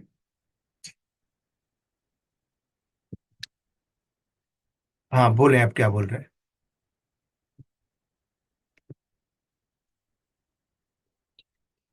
पब्लिक क्लाउड का मतलब हो गया जैसे कि आपने ये पैस का एग्जांपल ले लिया, ठीक है, सैस का ले लिया। आप गए एडब्ल्यूएस के साइट पे गए और आपने क्या किया, जस्ट आपने एक ऐसी सर्विस उनसे ले ली। आपका ये सोर्स कोड है और आपने उस सोर्स कोड को जस्ट ले जाकर होस्ट कर दिया, ठीक है। जब आपने होस्ट कर दिया तो आपको नहीं पता ना कि हार्डवेयर क्या है, नेटवर्किंग क्या है, लोड बैलेंस, आपको कुछ नहीं पता। आपने जस्ट होस्ट कर दी, मतलब पब्लिक स्पेस पे गया और आपने होस्ट कर दिया। तो ये हो गया पब्लिक क्लाउड, ठीक है। वहीं पर आपने अपनी एप्लीकेशन को होस्ट करने के लिए ऐसे जाकर होस्ट नहीं किया, आपने पहले उनसे एक स्पेस लिया, वर्चुअल स्पेस, जिसमें आपने वीपीसी बनाया। जब आप वर्चुअल स्पेस लेते हो तो आप उनसे बताते हो कि मेरी नेटवर्क सीआईडीआर ये होगी, मेरे इतने नेटवर्क्स होंगे, ये मेरे इतने फायरवॉल्स होंगे, ठीक है, ये मेरा राउटर्स हो गया। तो आपने एक वर्चुअल स्पेस लिया, उस पे आपने एक लिमिट डिफाइन की कि इस मेरे नेटवर्क में कितने कंप्यूटर्स लग सकते हैं। तो ये वर्चुअल स्पेस पे आप कोई और एंटर नहीं कर सकता है, ये आपका हो गया एक वर्चुअल प्राइवेट क्लाउड। ये ठीक वैसे ही हो गया जैसे फिजिकल डेटा सेंटर पे आप करते हो ना, कि आप पहले नेटवर्किंग करते हो, नेटवर्किंग में आप एक लिमिट डिफाइन करते हो कितने कंप्यूटर्स लगेंगे, ये है वो है, जस्ट लाइक सेम।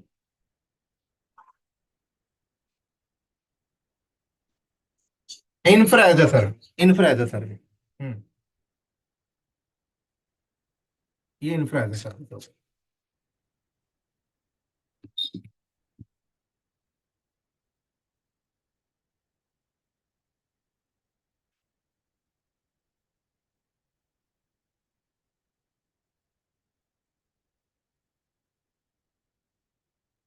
और कोई क्वेश्चन है?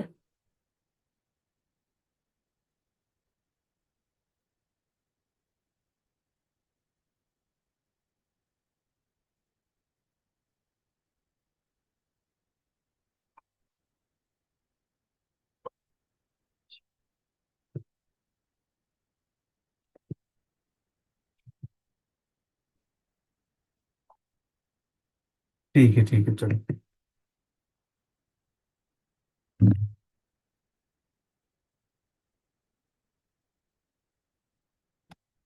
चलो जब तक ये सामने वाला पर्सन रिस्पॉन्स कर रहा है, आगे चलते हैं हम लोग थोड़ा सा।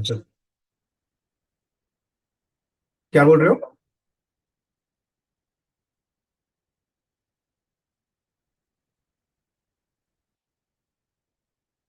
तो आप एक काम करो ना, पासवर्ड है, हाँ मैं पासवर्ड आपको शेयर करता हूँ, AWS@2030 है, ए कैपिटल है, ठीक है, आप करो तब तक उसको ना। ठीक है, AWS@2030, ए कैपिटल है। हाँ ए कैपिटल। ठीक है चलो।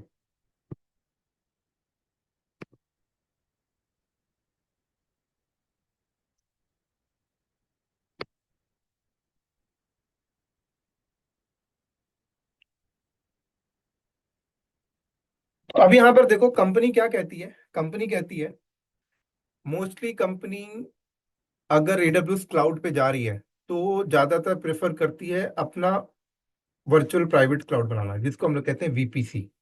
VPC स्टैंड फॉर क्या हो गया, वर्चुअल प्राइवेट क्लाउड। इससे बेनिफिट ये हो जाता है कि आप AWS डेटा सेंटर के अंदर हो, लेकिन वहां पर भी आपने एक प्राइवेट स्पेस ले रखा है। जैसे कि मान लो ये AWS का डेटा सेंटर है, अब मैं अपने रिसोर्सेज को इस तरीके से डिप्लॉय नहीं कर, मैं क्या कर रहा हूं, मैंने पहले अपना एक VPC क्रिएट किया, एक वर्चुअल बाउंड्री लिया, ये मेरा है।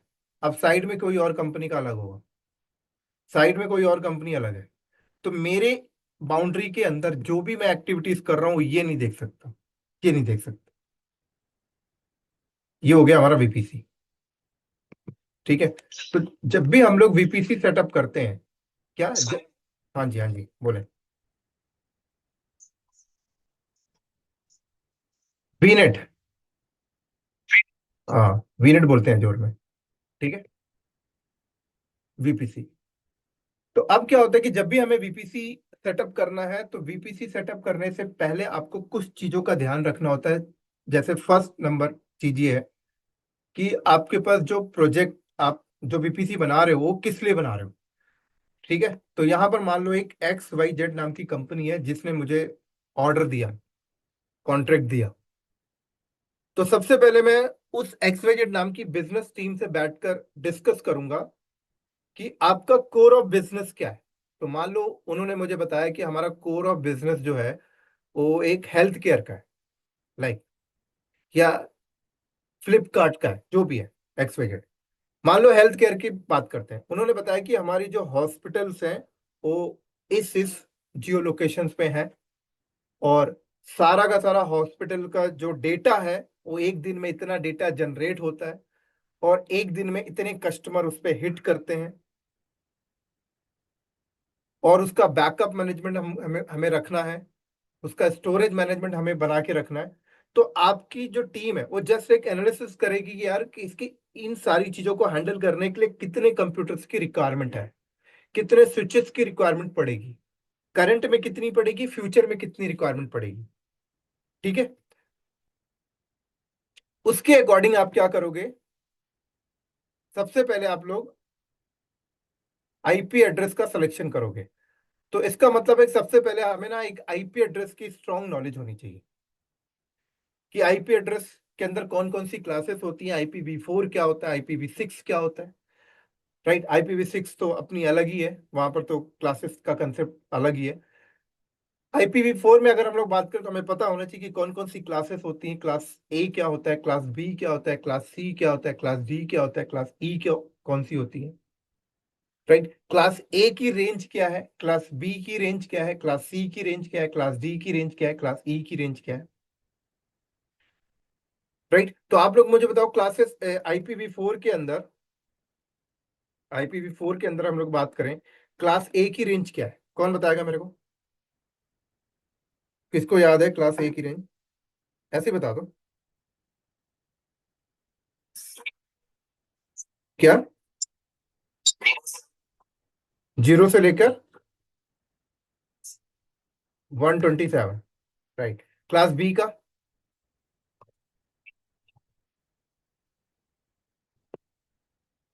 128 टू क्लास सी,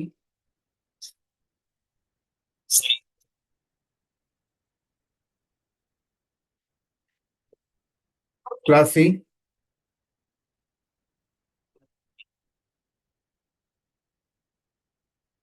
192 से 223, क्लास डी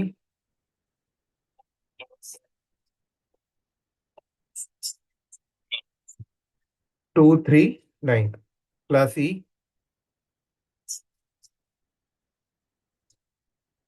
240 से। ठीक है, अब मुझे बताओ क्लास इनमें से कौन कौन सी क्लासेस हम लोग यूज कर सकते हैं, कौन कौन सी क्लासेस नहीं यूज कर सकते। कौन सी, ए और ए बी और सी, और ए के अंदर कौन सा रेंज यूज कर सकते हैं, बी के अंदर कौन सा यूज कर सकते हैं। कंफर्म है।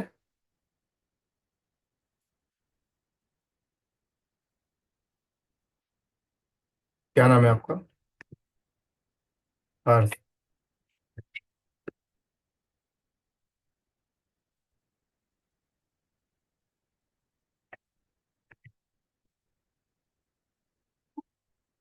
जीरो यूज नहीं कर सकते, और कौन यूज नहीं कर सकते।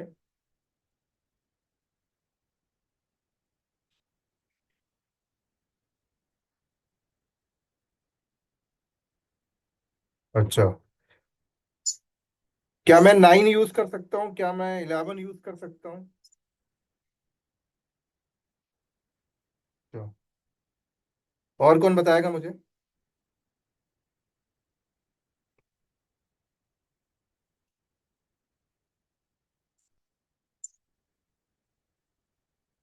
हाँ जी सर, कौन बताएगा मुझे, अगर मैं इसको कंप्लीट लिखूं।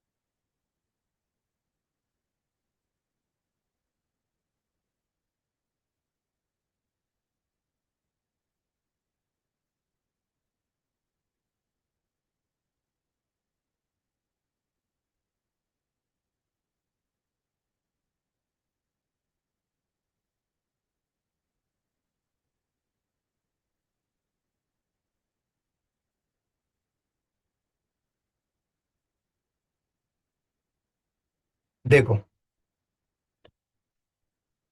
आप क्लास ई यूज नहीं कर सकते, क्लास डी यूज नहीं कर सकते।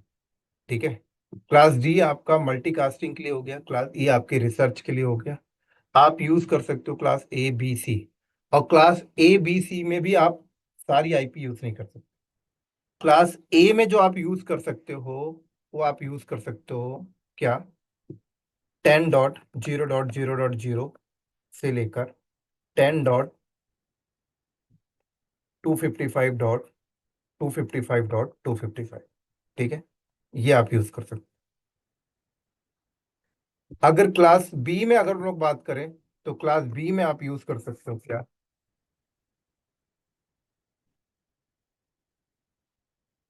172.16.0.0. से लेकर 172.31.255.255। क्लास डी में अगर हम लोग देखें, तो क्लास सी में अगर हम लोग देखें, तो 192.168.0.0 से लेकर 192.168.255.250, ठीक है। इसका मतलब कि क्लास ए में से मैं 9 की सीरीज यूज नहीं कर सकता, मैं 11 की सीरीज यूज नहीं कर, क्लास बी में 172 डॉट,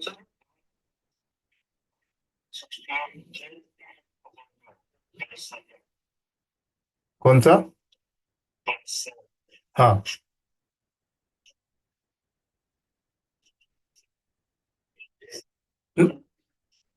नहीं जीरो, पूरा मिलेगा सर। क्लास सी में जो आप यूज करोगे 192.168.0.0 से लेके 192.168 डॉट, ये पूरा मिलेगा आपको 255 और ये 255 तक।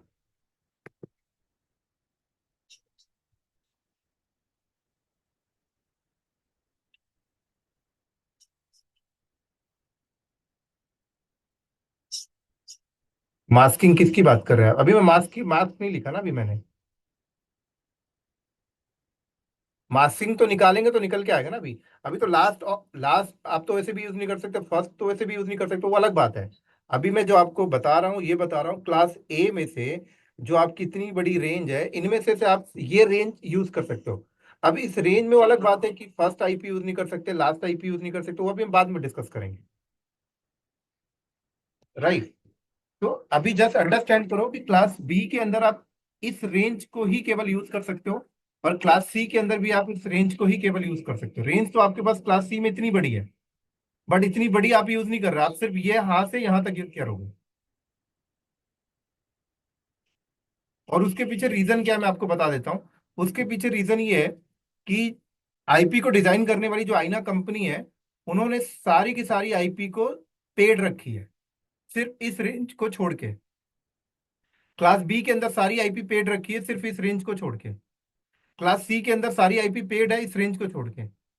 उन्होंने बेसिकली रेंज निकाला क्यों है, डेमोन्स्ट्रेशन के लिए, कि आप डेमो पर्पस के लिए इसको यूज कर सकते हो। क्योंकि आईना कंपनी ने जब आईपी को लॉन्च किया था, तो डेफिनेटली कि उनका भी मोटिव यही था, पैसे अर्न करना। लेकिन किसी भी चीज का डेमो बहुत इंपॉर्टेंट है, तो उन्होंने क्या किया, क्लास ए में से ये डेमो, ये रेंज आपको निकाल दिया डेमो के लिए।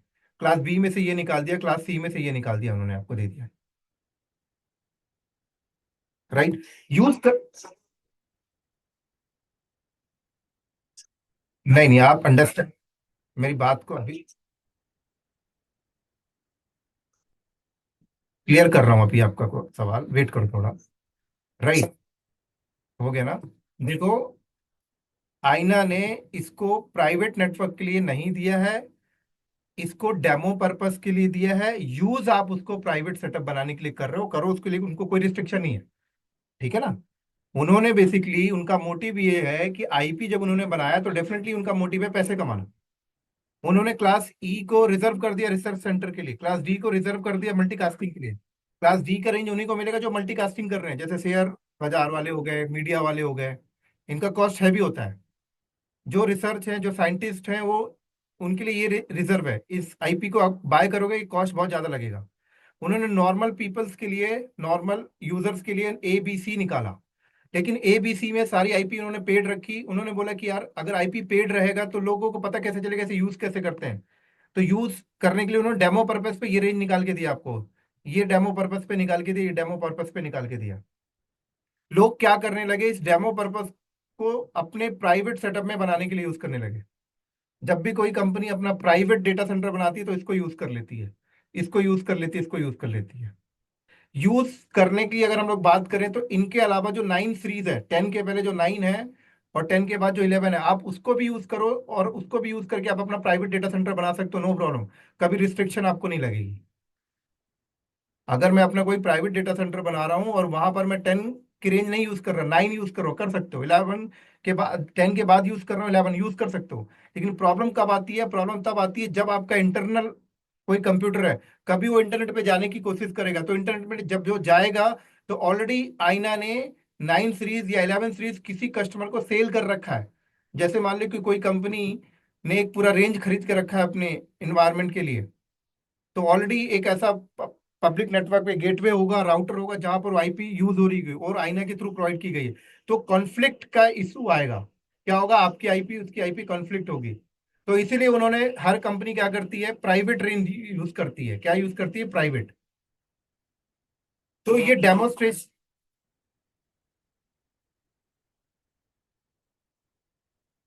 किसे? सर,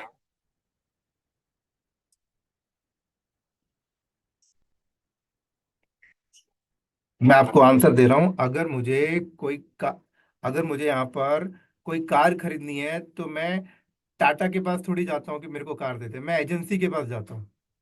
तो आईएसपी कौन है? एजेंसी है, सर्विस प्रोवाइडर। एयरटेल दे रहा है आपको, वोडाफोन दे रहा है, वो आपका एजेंसी है। आ, आप आईना के पास थोड़ी जाओगे, आप एजेंसी के पास जाते हो। बट है प्रोडक्ट किसका? आईना का तो प्रोडक्ट एजेंसी का प्रोडक्ट थोड़ी है। एजेंसी वालों ने तो रिजर्व करके रखा हुआ है, उन्होंने एडवांस पेमेंट दे दे के।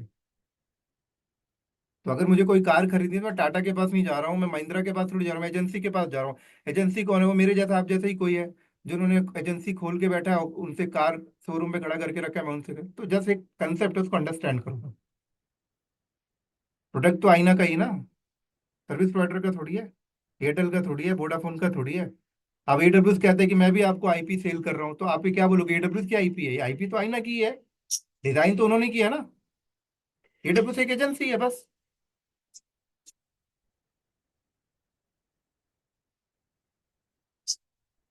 नहीं, वही तो मैं कह रहा हूँ कि आप आईना के पास थोड़ी जा रहे हो। आईना का तो प्रोडक्ट है, एजेंसी के पास जाते हो। तो आपने जो बोला सर्विस प्रोवाइडर के पास हम जाते हैं, तो सर्विस प्रोवाइडर एजेंसी है। समझ रहे ना बात को?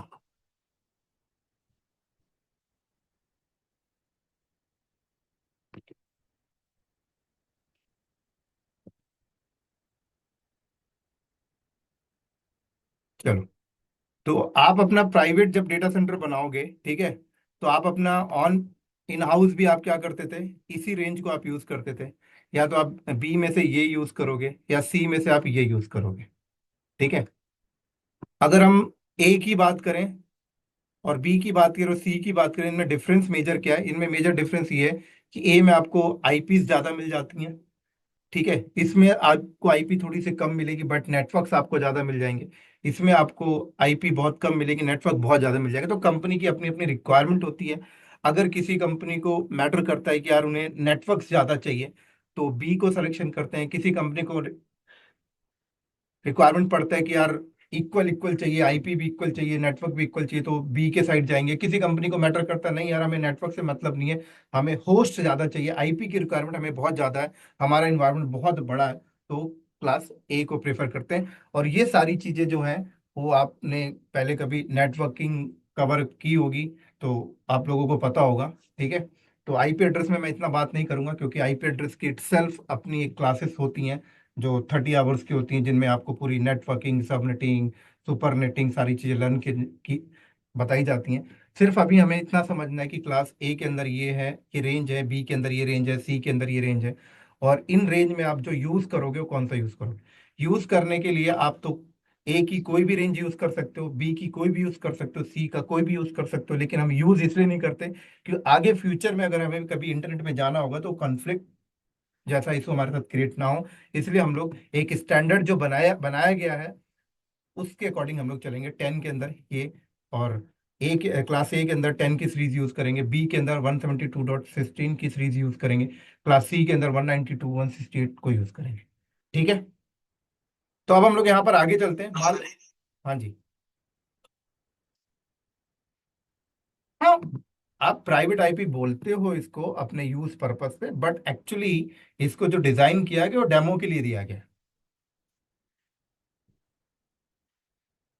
ये प्राइवेट आईपी इसको लोग बोलते हैं।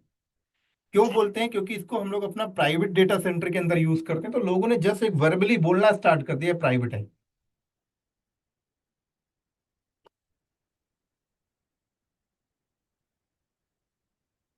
ठीक है।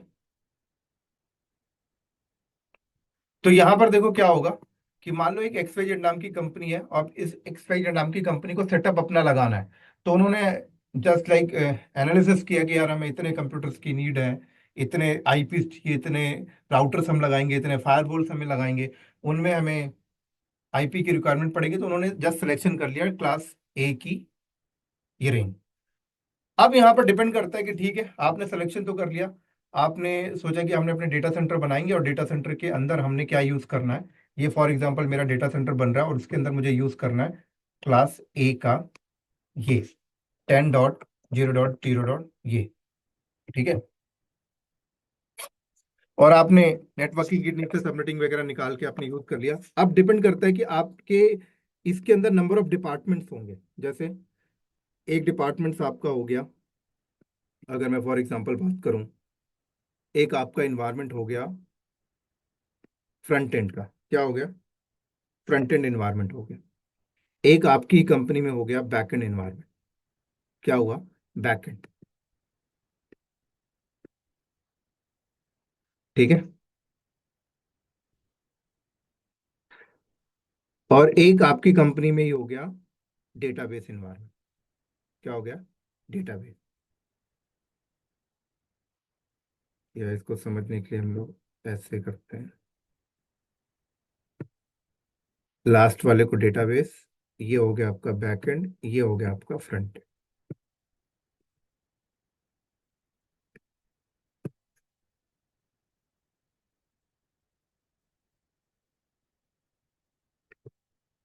ये डेटाबेस इन्वायरमेंट हो गया, ये बैक एंड इन्वायरमेंट हो गया, और ये हो गया आपका फ्रंट एंड।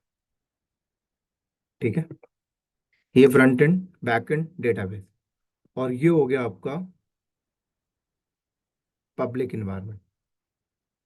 अभी बताता हूँ पब्लिक इन्वायरमेंट क्या हो गया।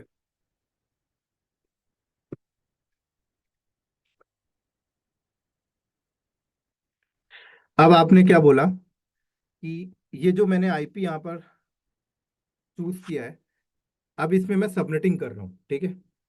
तो सबनेटिंग करने के बाद आपने एक सबनेट इसको दे दिया, एक सबनेट आपने इसको दे दिया, एक सबनेट आपने इसको दे दिया, और एक सबनेट आपने इसको दे दिया। आपने बोला कि जो भी डेटाबेस सर्वर्स होंगे वो इस नेटवर्क के अंदर रखूंगा, जो बैकएंड मेरी एप्लीकेशन होगी, एपीआई होगी, वो यहाँ पे रखूंगा, और जो फ्रंट एंड मेरी होगी वो यहाँ पे रखूंगा। ठीक है। अब आपने बोला कि यार अगर मैं एक एक सबनेट यहाँ पर निकालता हूँ तो यहाँ पर प्रॉब्लम क्या होगी कि अगर ये सबनेट डाउन होगा तो मेरा सारा डेटाबेस डाउन। तो इसके लिए आपने क्या किया, हाई अवेलेबिलिटी को मेंटेन रखने के लिए क्या किया, हाई अवेलेबिलिटी को मेंटेन रखने के लिए आपने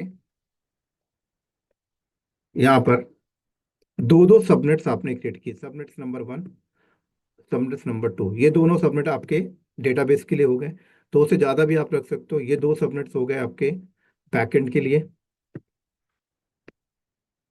ये दो सबनेट्स हो गए आपके फ्रंट एंड के लिए, और ये दो सबनेट्स हो गए आपके पब्लिक के लिए। अब सवाल आता है कि यार सबनेटिंग निकाल के कौन देगा, क्या सबनेटिंग निकाल के कौन देगा। तो अगर आपको नेटवर्किंग आती है सीसीएन है तो आप सबनेटिंग खुद से भी पेन पेपर से निकाल सकते हो। नहीं तो आपके लिए आज के टाइम पे कैलकुलेटर्स अवेलेबल है, आप क्या करो, कैलकुलेटर का यूज करो। ठीक है। तो ये कैलकुलेटर है।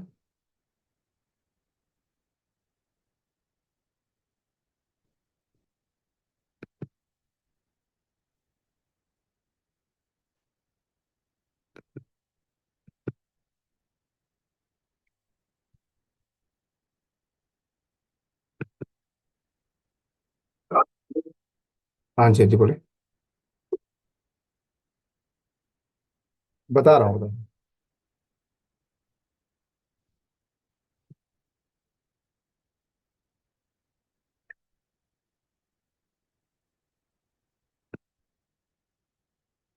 ठीक है, ये देखो कैलकुलेटर्स आपके पास है।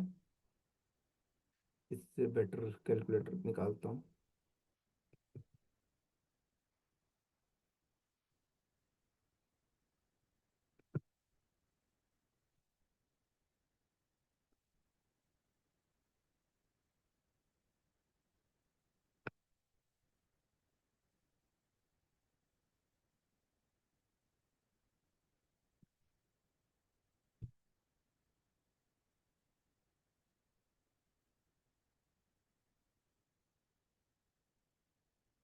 देखो, मान लो आपने चूज किया कि मैं यूज करूंगा 10.0.0.16, ठीक है। कितने सबनेट्स की रिक्वायरमेंट मेरे को है? तो मेरे को टोटल 8 सबनेट चाहिए। सबनेट वन, दो इधर दो इधर दो इधर, हाई अवेलेबिलिटी के लिए। तीन तीन लेना है तो मुझे हो गया 12 सबनेट की रिक्वायरमेंट। मान लो मुझे 8 सबनेट चाहिए, तो मैंने यहाँ पे लिखा 8, और मैंने यहाँ पे चेंज में क्लिक किया। अब मैंने यहाँ पर क्या किया, यहाँ पर मैंने बोल दिया जैसे डाटाबेस वन। ठीक है, डाटाबेस वन में मुझे टोटल 200 आईपी की नीड है। मैंने बस अपनी रिक्वायरमेंट लिखी यहाँ पे, डाटाबेस टू। मैंने बोला यहाँ पर भी मुझे 200 आईपी की रिक्वायरमेंट पड़ेगी। अगर आपको ज़्यादा चाहिए तो ज़्यादा आप लिख सकते हो। यहाँ पर मैंने लिखा बैकएंड। क्या लिखा? Backend one. यहाँ पर भी मुझे 200 आईपी की रिक्वायरमेंट है।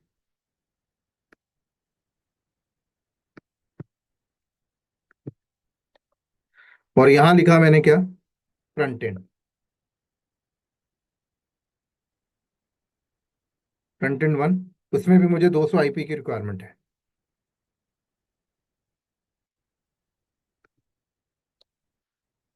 और ये हो गया मेरा पब्लिक,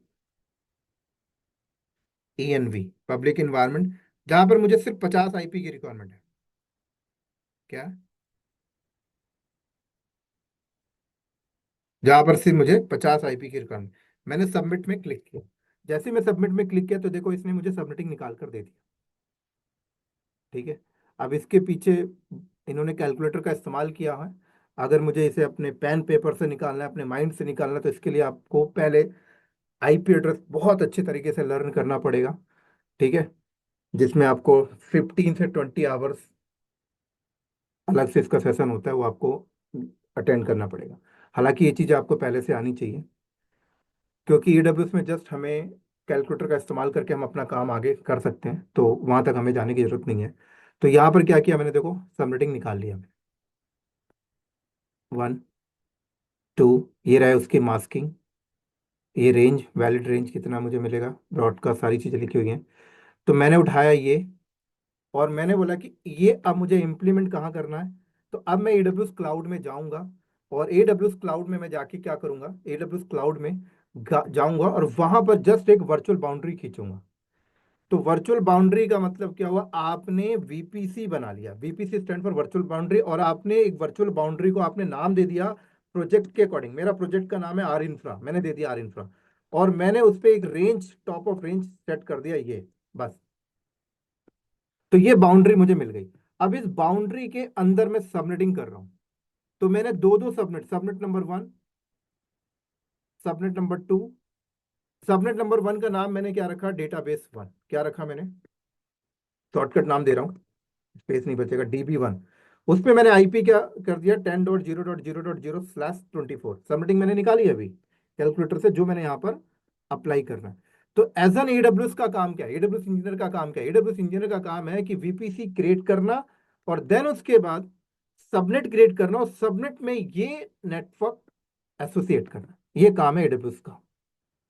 ठीक है। ये बैकएंड में सबनेटिंग कैसे निकाला गया, वो तो नेटवर्किंग का बंदा है। अगर आप AWS इंजीनियर हो, अगर आपको नेटवर्किंग आती है तो बेटर है कि आप खुद से निकालो, और नहीं आती तो आप नेटवर्क टीम को इन्वॉल्व करो, उनको अपनी रिक्वायरमेंट बताओ, उनको ये टॉप CIDR वैल्यू दो, और उनको बोलो कि मुझे 8 सबनेट निकाल के दो, वो आपके लिए निकाल के देंगे। ठीक है, अगर वो भी आपके पास नहीं है तो आप इस कैलकुलेटर का इस्तेमाल करके सबनेटिंग निकाल। ऐसे ही यहाँ पर मेरे पास दूसरा सबनेटिंग निकल के आया, जो मैंने यहाँ पर अप्लाई किया अभी। DB2।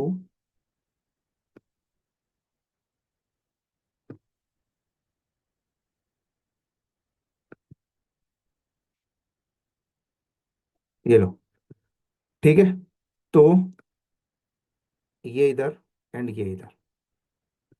अब मैं क्या करूंगा आगे चल के? अब मैं दो सबमिट फिर बनाऊंगा।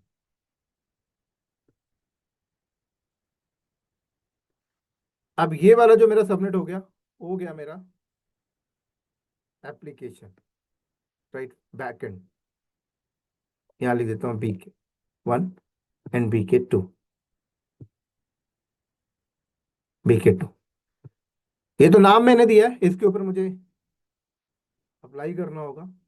तो अभी मैं AWS के कंसोल में सब कैसे अप्लाई करते हैं सारी चीज करके भी देखेंगे। अभी जस्ट एक डायग्राम हम लोग कर रहे हैं, क्योंकि कोई भी प्रोजेक्ट्स को इम्प्लीमेंट करने से पहले आप पेपर वर्क करना इंपॉर्टेंट है। तो समझ लो ये पेपर वर्क आपका हो रहा है।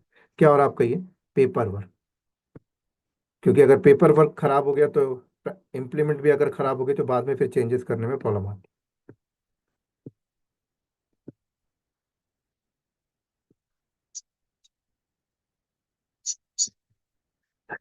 नहीं सर, आपको, आप एज एन सोल्यूशन आर्किटेक्ट हो, ठीक है, तो आप डिसाइड करोगे कि आपको कितनी IP की रिक्वायरमेंट है।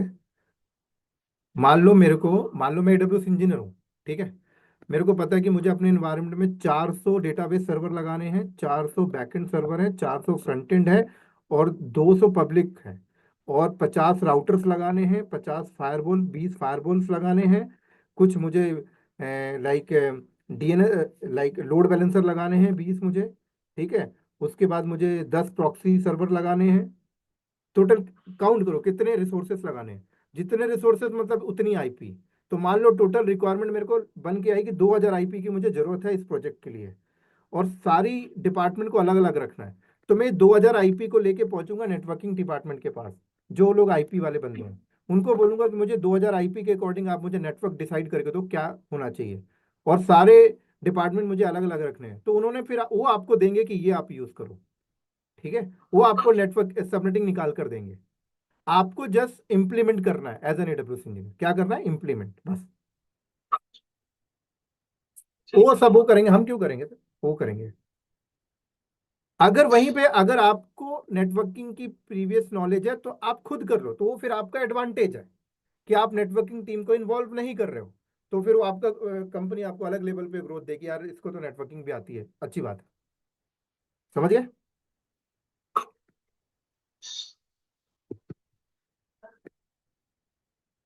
हमारा ये एज एन AWS इंजीनियर काम ये रहेगा कि जो VPC बनाना और ये सबनेट्स बनाना और यहाँ पर ये चीज़ें प्रॉपर तरीके से इंप्लीमेंट करना, इस पे राउटिंग सेट करना है, सारी चीज़ें।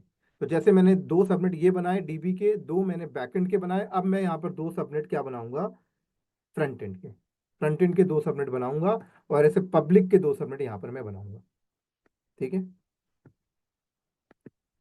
तो ये मेरा फ्रंट एंड सबनेट हो गया, front end 1 and front end 2, ठीक है। और ये मेरा public 1 and public 2, pub 1 and pub 2।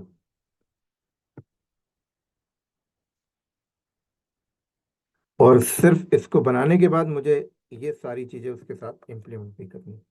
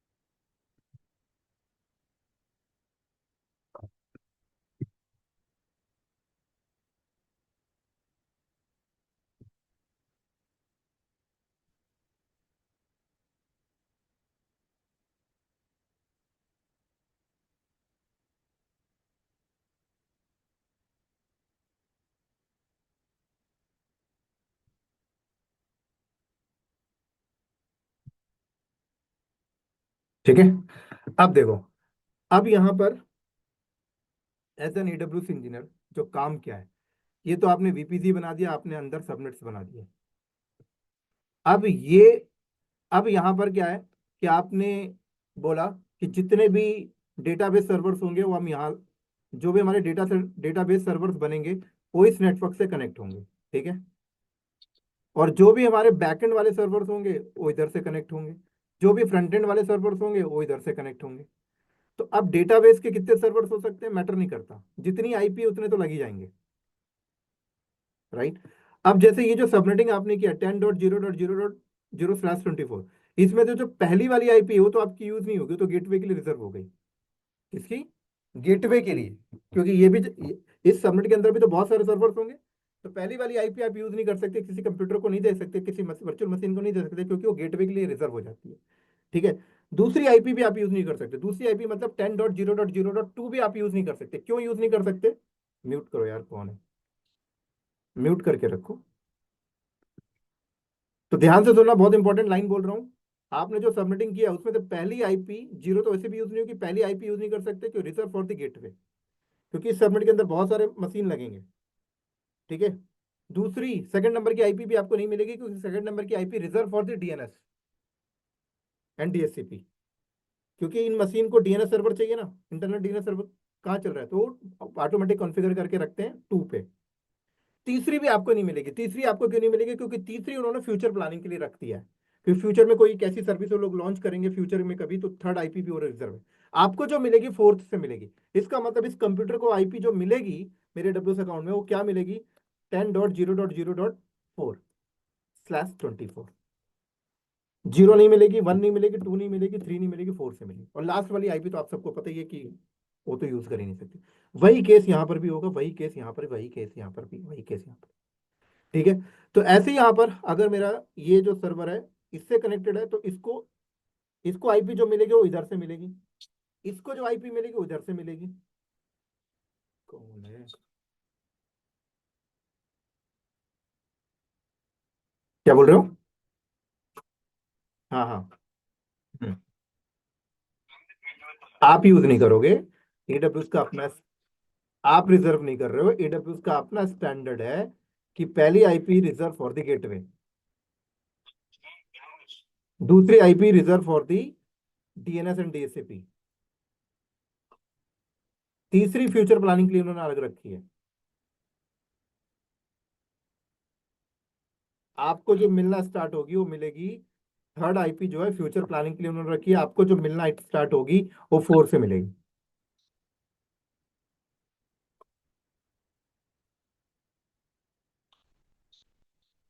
जी बिल्कुल ऐसी। क्या बोल रहे हो?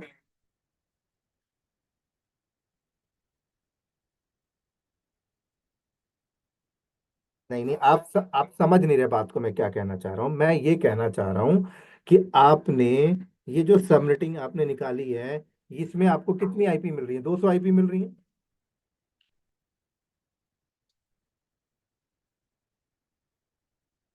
ठीक है, आपको 255, आपको 255 आईपी मिल गई है।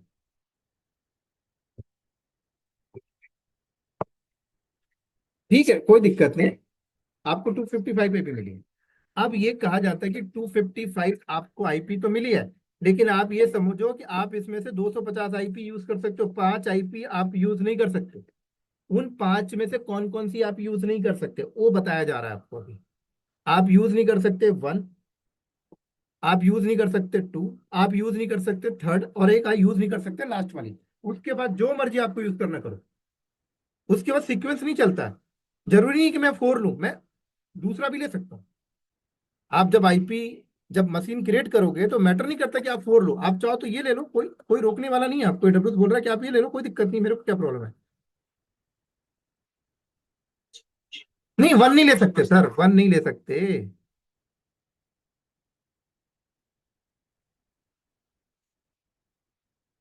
ना ना ना ना, नहीं कर सकते सर, नहीं कर सकते। जी बिल्कुल मैंडेटरी है सर।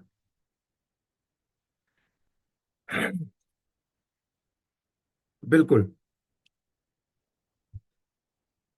उसके पीछे रीजन है सर, उसके पीछे रीजन मैं आपको बताता हूँ।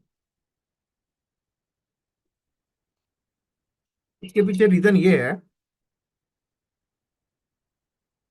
ठीक, इस सबनेट के अंदर कितने कंप्यूटर लगेंगे? 250 कंप्यूटर लगेंगे। ठीक है, 250 कंप्यूटर इसके अंदर लगेंगे। अब ये कंप्यूटर कल को इंटरनेट पे जाएगा, या ये कंप्यूटर कल को निकल के यहाँ आएगा, या यहाँ आएगा, तो इसका गेटवे कौन होगा?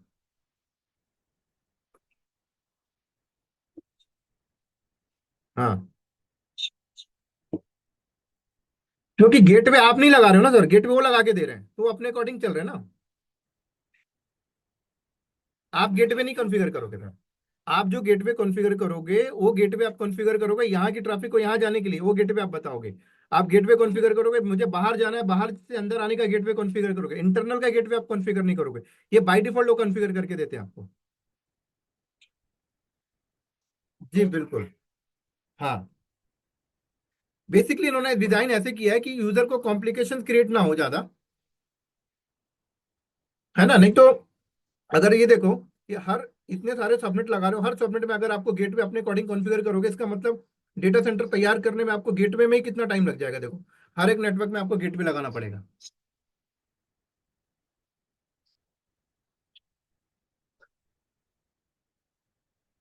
हम्म। तो ये काम वो लोग अपने हिसाब से कर रहे हैं ना। वो आपको कहते हैं कि गेटवे से आपको मतलब है इंटरनल गेटवे, कुछ भी हो उससे क्या फर्क पड़ता है। आपको तो एक आईपी तब भी रिजर्व होगी, आप पहली रखो लास्ट रखो। जो मेन गेटवे आपको कॉन्फ़िगर करना है वो आउटसाइड द इंटरनेट का करो। हम्म। वो आप अपने हिसाब से रख सकते हो, अभी बताऊंगा।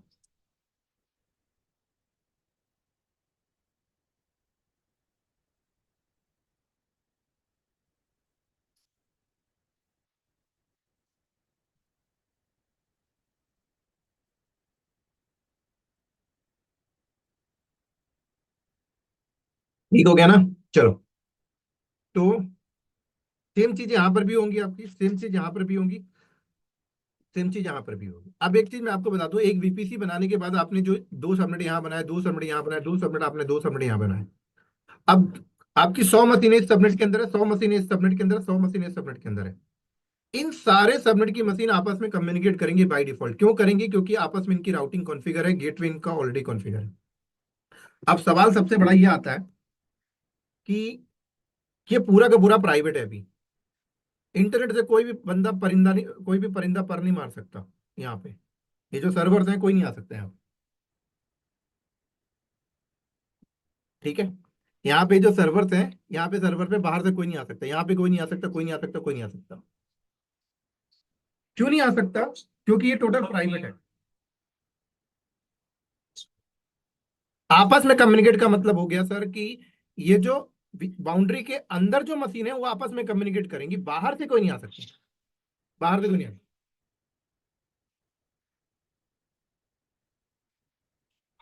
नहीं, दूसरे subnet, subnet number one, subnet number two, दोनों आपस में बात करेंगे, कुछ नहीं करना, राउटिंग ऑलरेडी डिफाइन है।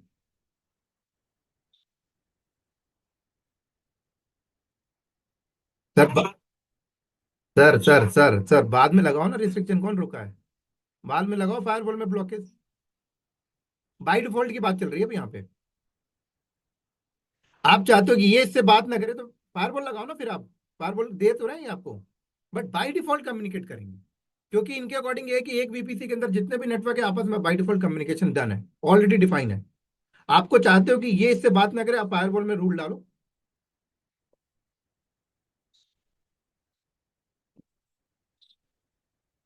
हम्म।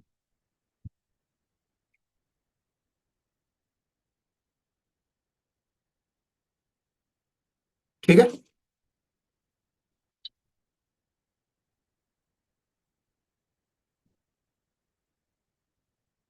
इंपॉर्टेंट यहाँ पर ये है कि बाहर से बोले तो, बाहर से कोई कंप्यूटर यहाँ पे नहीं पिंग कर सकता इन मशीनों को, कोई कम्युनिकेट नहीं कर सकता। लेकिन यहाँ पर आपने फ्रंट एंड सर्विस डाली, यहाँ पर आपने बैक एंड डाली, और यहाँ पे आपने डेटाबेस डाली। अब फ्रंट एंड, अब आपकी फ्रंट एंड क्या है? वेबसाइट है, लाइक फ्लिपकार्ट की है, amazon की है।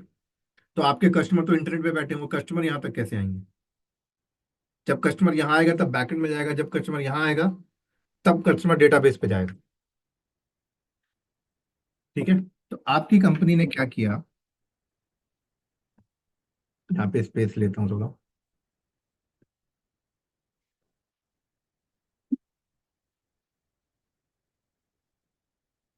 अब कंपनी क्या करेगी?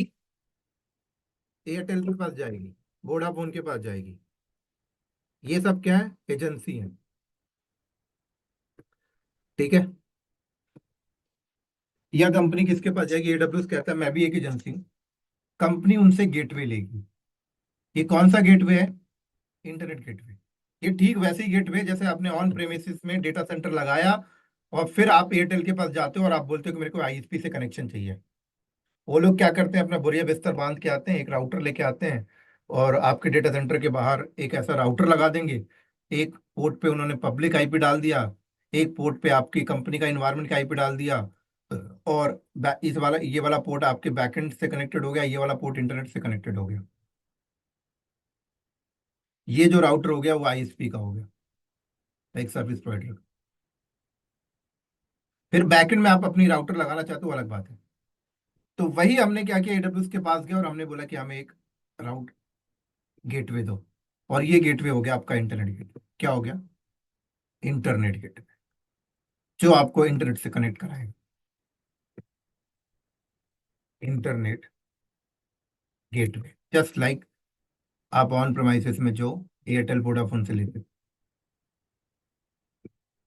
और ये इंटरनेट गेटवे बैकएंड में कनेक्ट होता है इंटरनेट से। तो जो भी आपके कस्टमर्स हैं, जो भी आपके यूजर्स हैं, जब वो आपके वेब सर्वर्स पे आएंगे तो कैसे आएंगे? वो इस गेटवे के थ्रू आएंगे, इस गेटवे के थ्रू।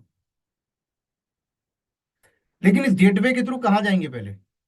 अब अंदर के जो रूट्स हैं वो आपको डिफाइन करना है। अब अंदर की जो रूट्स हैं वो आपको डिफाइन करना है। तब आपकी कंपनी ने डिसाइड किया कि बाहर से जो कस्टमर्स आएंगे वो आएंगे कहाँ? लोड बैलेंसर पे।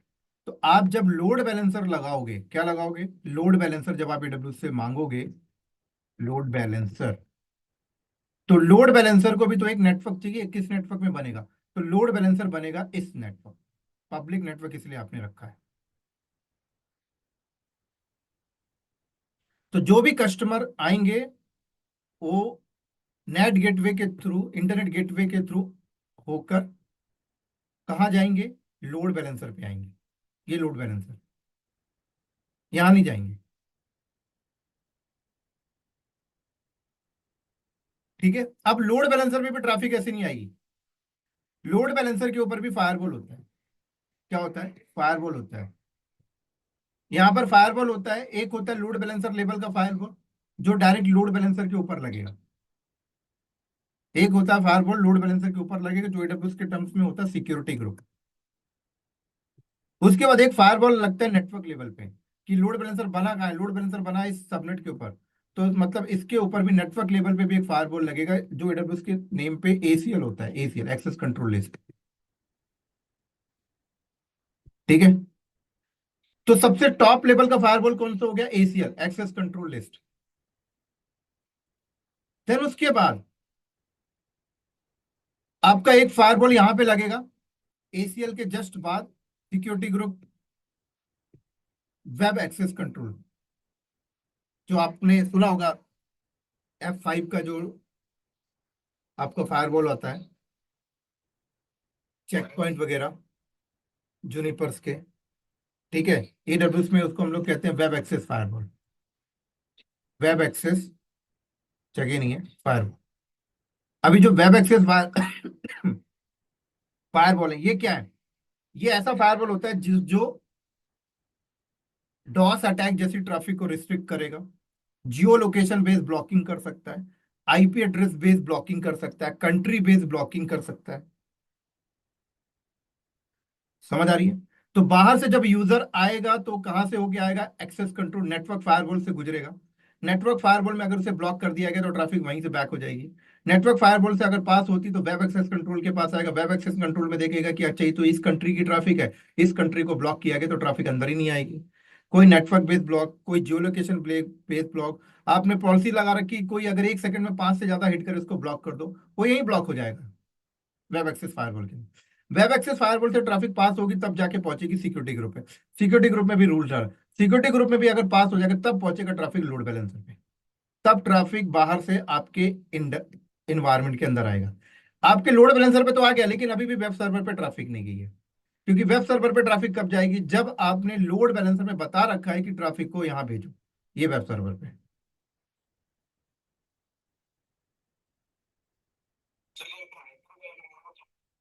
कौन सी नेटिंग?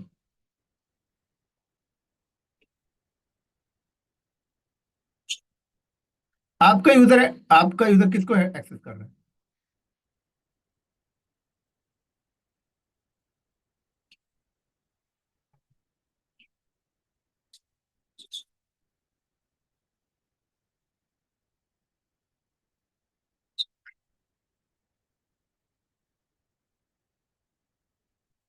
हाँ जी।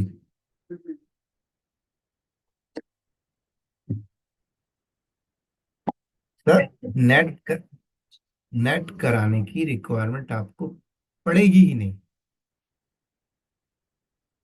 क्योंकि आपकी ट्रैफिक, आपकी जो ट्रैफिक है, आपका यूजर हिट किसको कर रहा है, पहले तो ये समझो। हिट किसको करेगा आपका यूजर? आपका यूजर 10-0 को क्यों हिट करेगा? आपके यूजर को 10-0 से मतलब क्या है? आप आपका यूजर हिट किसको करेगा यहाँ पे? आपका यूजर हिट किसको करेगा?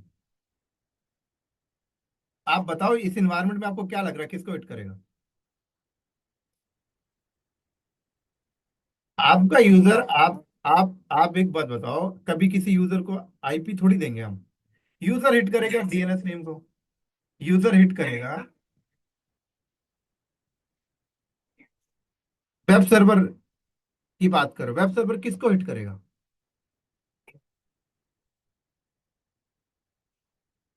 पीपल वेब सर्वर को हिट क्यों करेगा सर? कौन देगा अपना? मैं क्यों दूंगा? मैं अगर अपने यूजर को वेब सर्वर दे दे, मतलब मेरा जो सेटअप है वो तो बहुत बेकार है। मैंने तो सिक्योरिटी ध्यान ही नहीं रखा। अगर मैं यूजर को वेब सर्वर का आईपी दे दूंगा तो। आप वही मैं बोल रहा हूँ, आप समझो चीजों को। यूजर जो है, आपका जो कस्टमर है, वो वेब सर्वर को नहीं जानता कहाँ रखा कहाँ नहीं रखा। यूज यूजर टाइप करेगा। यूजर ये टाइप करेगा सर, HTTPS ये www.tck. इसको यूजर टाइप करेगा। यूजर को सिर्फ ये पता है। अब यूजर इसको जब टाइप करेगा तो इसके बैकएंड में हमने लोड बैलेंसर की एंट्री कर रखी है, एलबी की। हमने लोड बैलेंसर की एंट्री यहाँ कर रखी है। यहाँ हमने लोड बैलेंसर, अब ये जो लोड बैलेंसर है इसकी मान लो आईपी है। इसकी आईपी मान लो इसकी आईपी है, आपकी है, वैलिड आईपी होगा। लेकिन यहाँ पर आपको लोड बैलेंसर की जो आईपी मिलेगी वो भी डायनेमिक है, वो भी फिक्स नहीं है।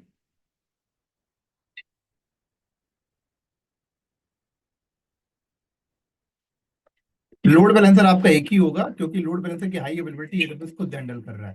कह रहा है उस पर जितना लोड भेजना है भेजो, कोई दिक्कत नहीं। तो आपका यूजर इसको हिट करेगा। इस पे जब ट्रैफिक आएगी तो डीएनएस ट्रैफिक भेजेगा इस आईपी पे, यहाँ पे। सर ये डायनेमिक इसलिए होगा क्योंकि एडब्ल्यूएस कहता है कि जो आपको लोड बैलेंसर मिलेगा, मैं उसको आपको डीएनएस नेम दे रहा हूँ हिट करने के लिए। अब उन्होंने अपने बैकएंड में एंट्री कर रखी है। हाँ जी। उसके आगे भी डीएनएस है। किसकी?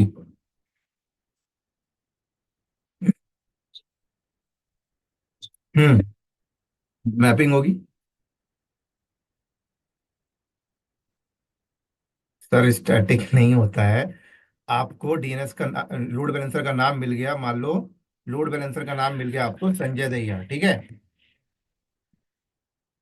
अब उन्होंने आपको नाम दे दिया, उसके बैकएंड में उन्होंने डीएनएस की एंट्री कर रखी है ना। अब उन्होंने अभी अभी करंट डीएनएस, अभी आपको मान लो आपके लोड बैलेंसर की आईपी ये है। गलत लिख दिया मैंने।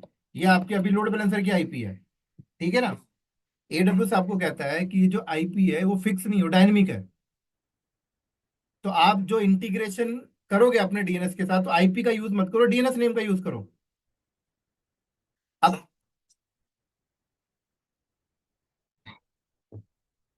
सर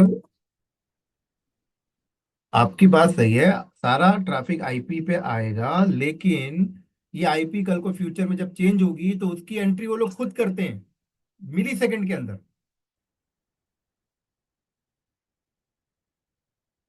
अपडेट होगा, ऑटोमेटिक अपडेट होगा।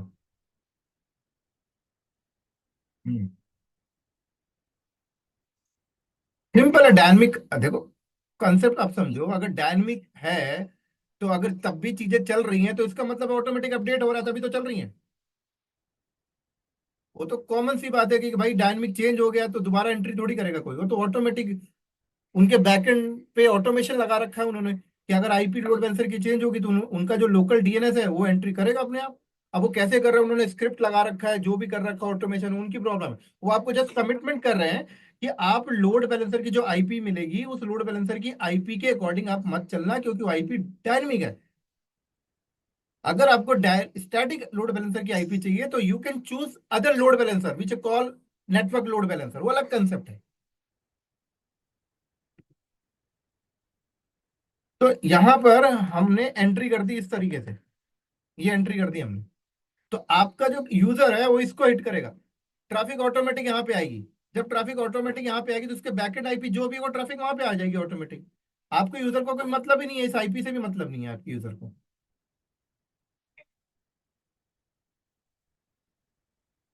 जी, ये पब्लिक आईपी हो।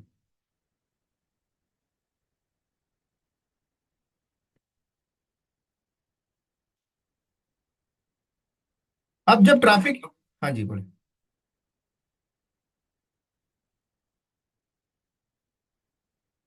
हम्म।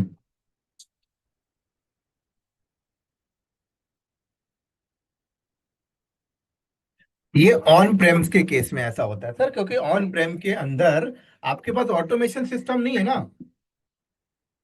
ऑन प्रेम के केस में फिक्स रखते हैं, ऑटोमेशन सिस्टम है नहीं भाई, चेंज हो गए तो क्या करेंगे। अब उन्होंने अपना टेक्नोलॉजी ऐसा बैकएंड में लगा रखा है, एसडीएन नेटवर्क सेटअप कर रखा है, उनको तो फर्क ही नहीं पड़ता।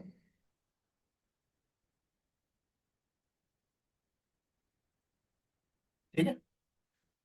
तो ट्रैफिक कहाँ आई, लोड बैलेंसर पे आई, लोड बैलेंसर के बैकएंड में आपकी कहाँ जाएगी ट्रैफिक, वेब सर्वर पे। तो आपका जो ट्रैफिक जो नेटिंग हो रही है वो यहाँ हो रही है लोड बैलेंसर के अंदर। नेटिंग का काम कौन कर रहा है, लोड बैलेंसर कर रहा है, कि ट्रैफिक रिसीव कर रहा है, फिर लोड बैलेंसर फॉरवर्ड करेगा ट्रैफिक को। समझ रहे हैं बात को। हाँ, यहाँ पे आपकी नेटिंग हो गई कि ट्रैफिक को फॉरवर्ड लोड बैलेंसर करेगा अब आगे। और जब लोड बैलेंसर फॉरवर्ड करेगा तो हम जब वेब सर्वर पे जाके चेक करेंगे तो ये नहीं दिखाएगा कि यूजर्स की ट्रैफिक आई हुई है, वही दिखाएगा ट्रैफिक कहाँ से आई है, लोड बैलेंसर से आई है। तो अब यहाँ नेटिंग हो गया। ठीक हो गया। तो आज यहीं पे वाइंड अप करते हैं, रोकते हैं यहीं पर, किसी को कोई सवाल है तो पूछ होगी किसी भी टाइम।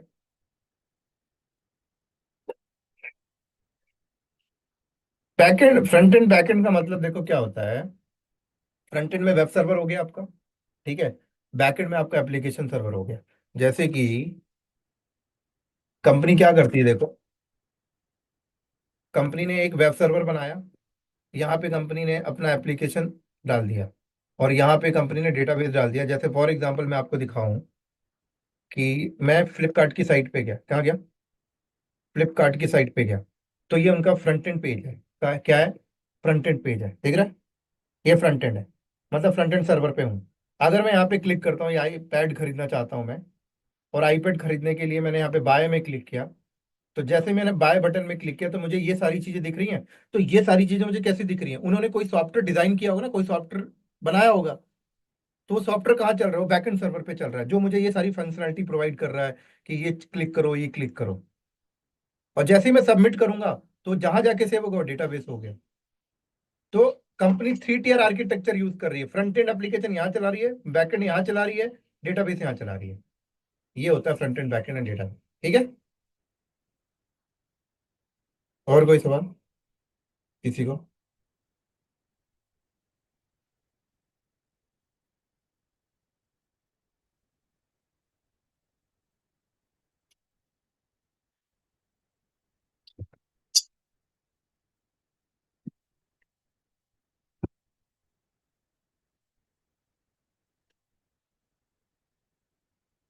राहुल बन गया अकाउंट? आपका अकाउंट बन गया राहुल? ठीक है, आप मेरे को भेज देना, तो कल से आपका अकाउंट यूज कर लेंगे। तरुण, आपको और कोई सवाल है? अनिर्बन, आपको कोई सवाल है? अक्षय, अमित, भारत, दिलीप, गौरव, हर्ष कुमार, मत प्रभात, कोई सवाल है?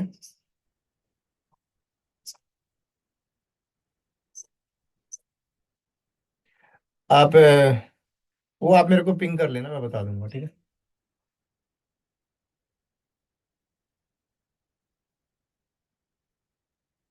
मेरे को पिंग कर लेना व्हाट्सएप में ना।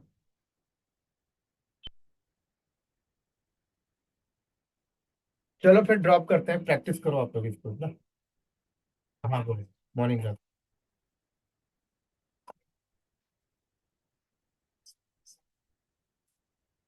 नहीं सर, ये ऑल कोर्स है, 10 डेज के बाद आप लोग ड्रॉप कर लोगे क्लास से, ठीक है?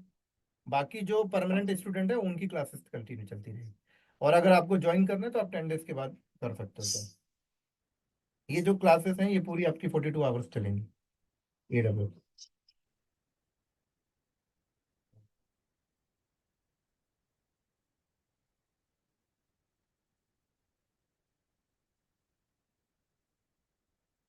चलो फिर कल मिलते हैं, बाय।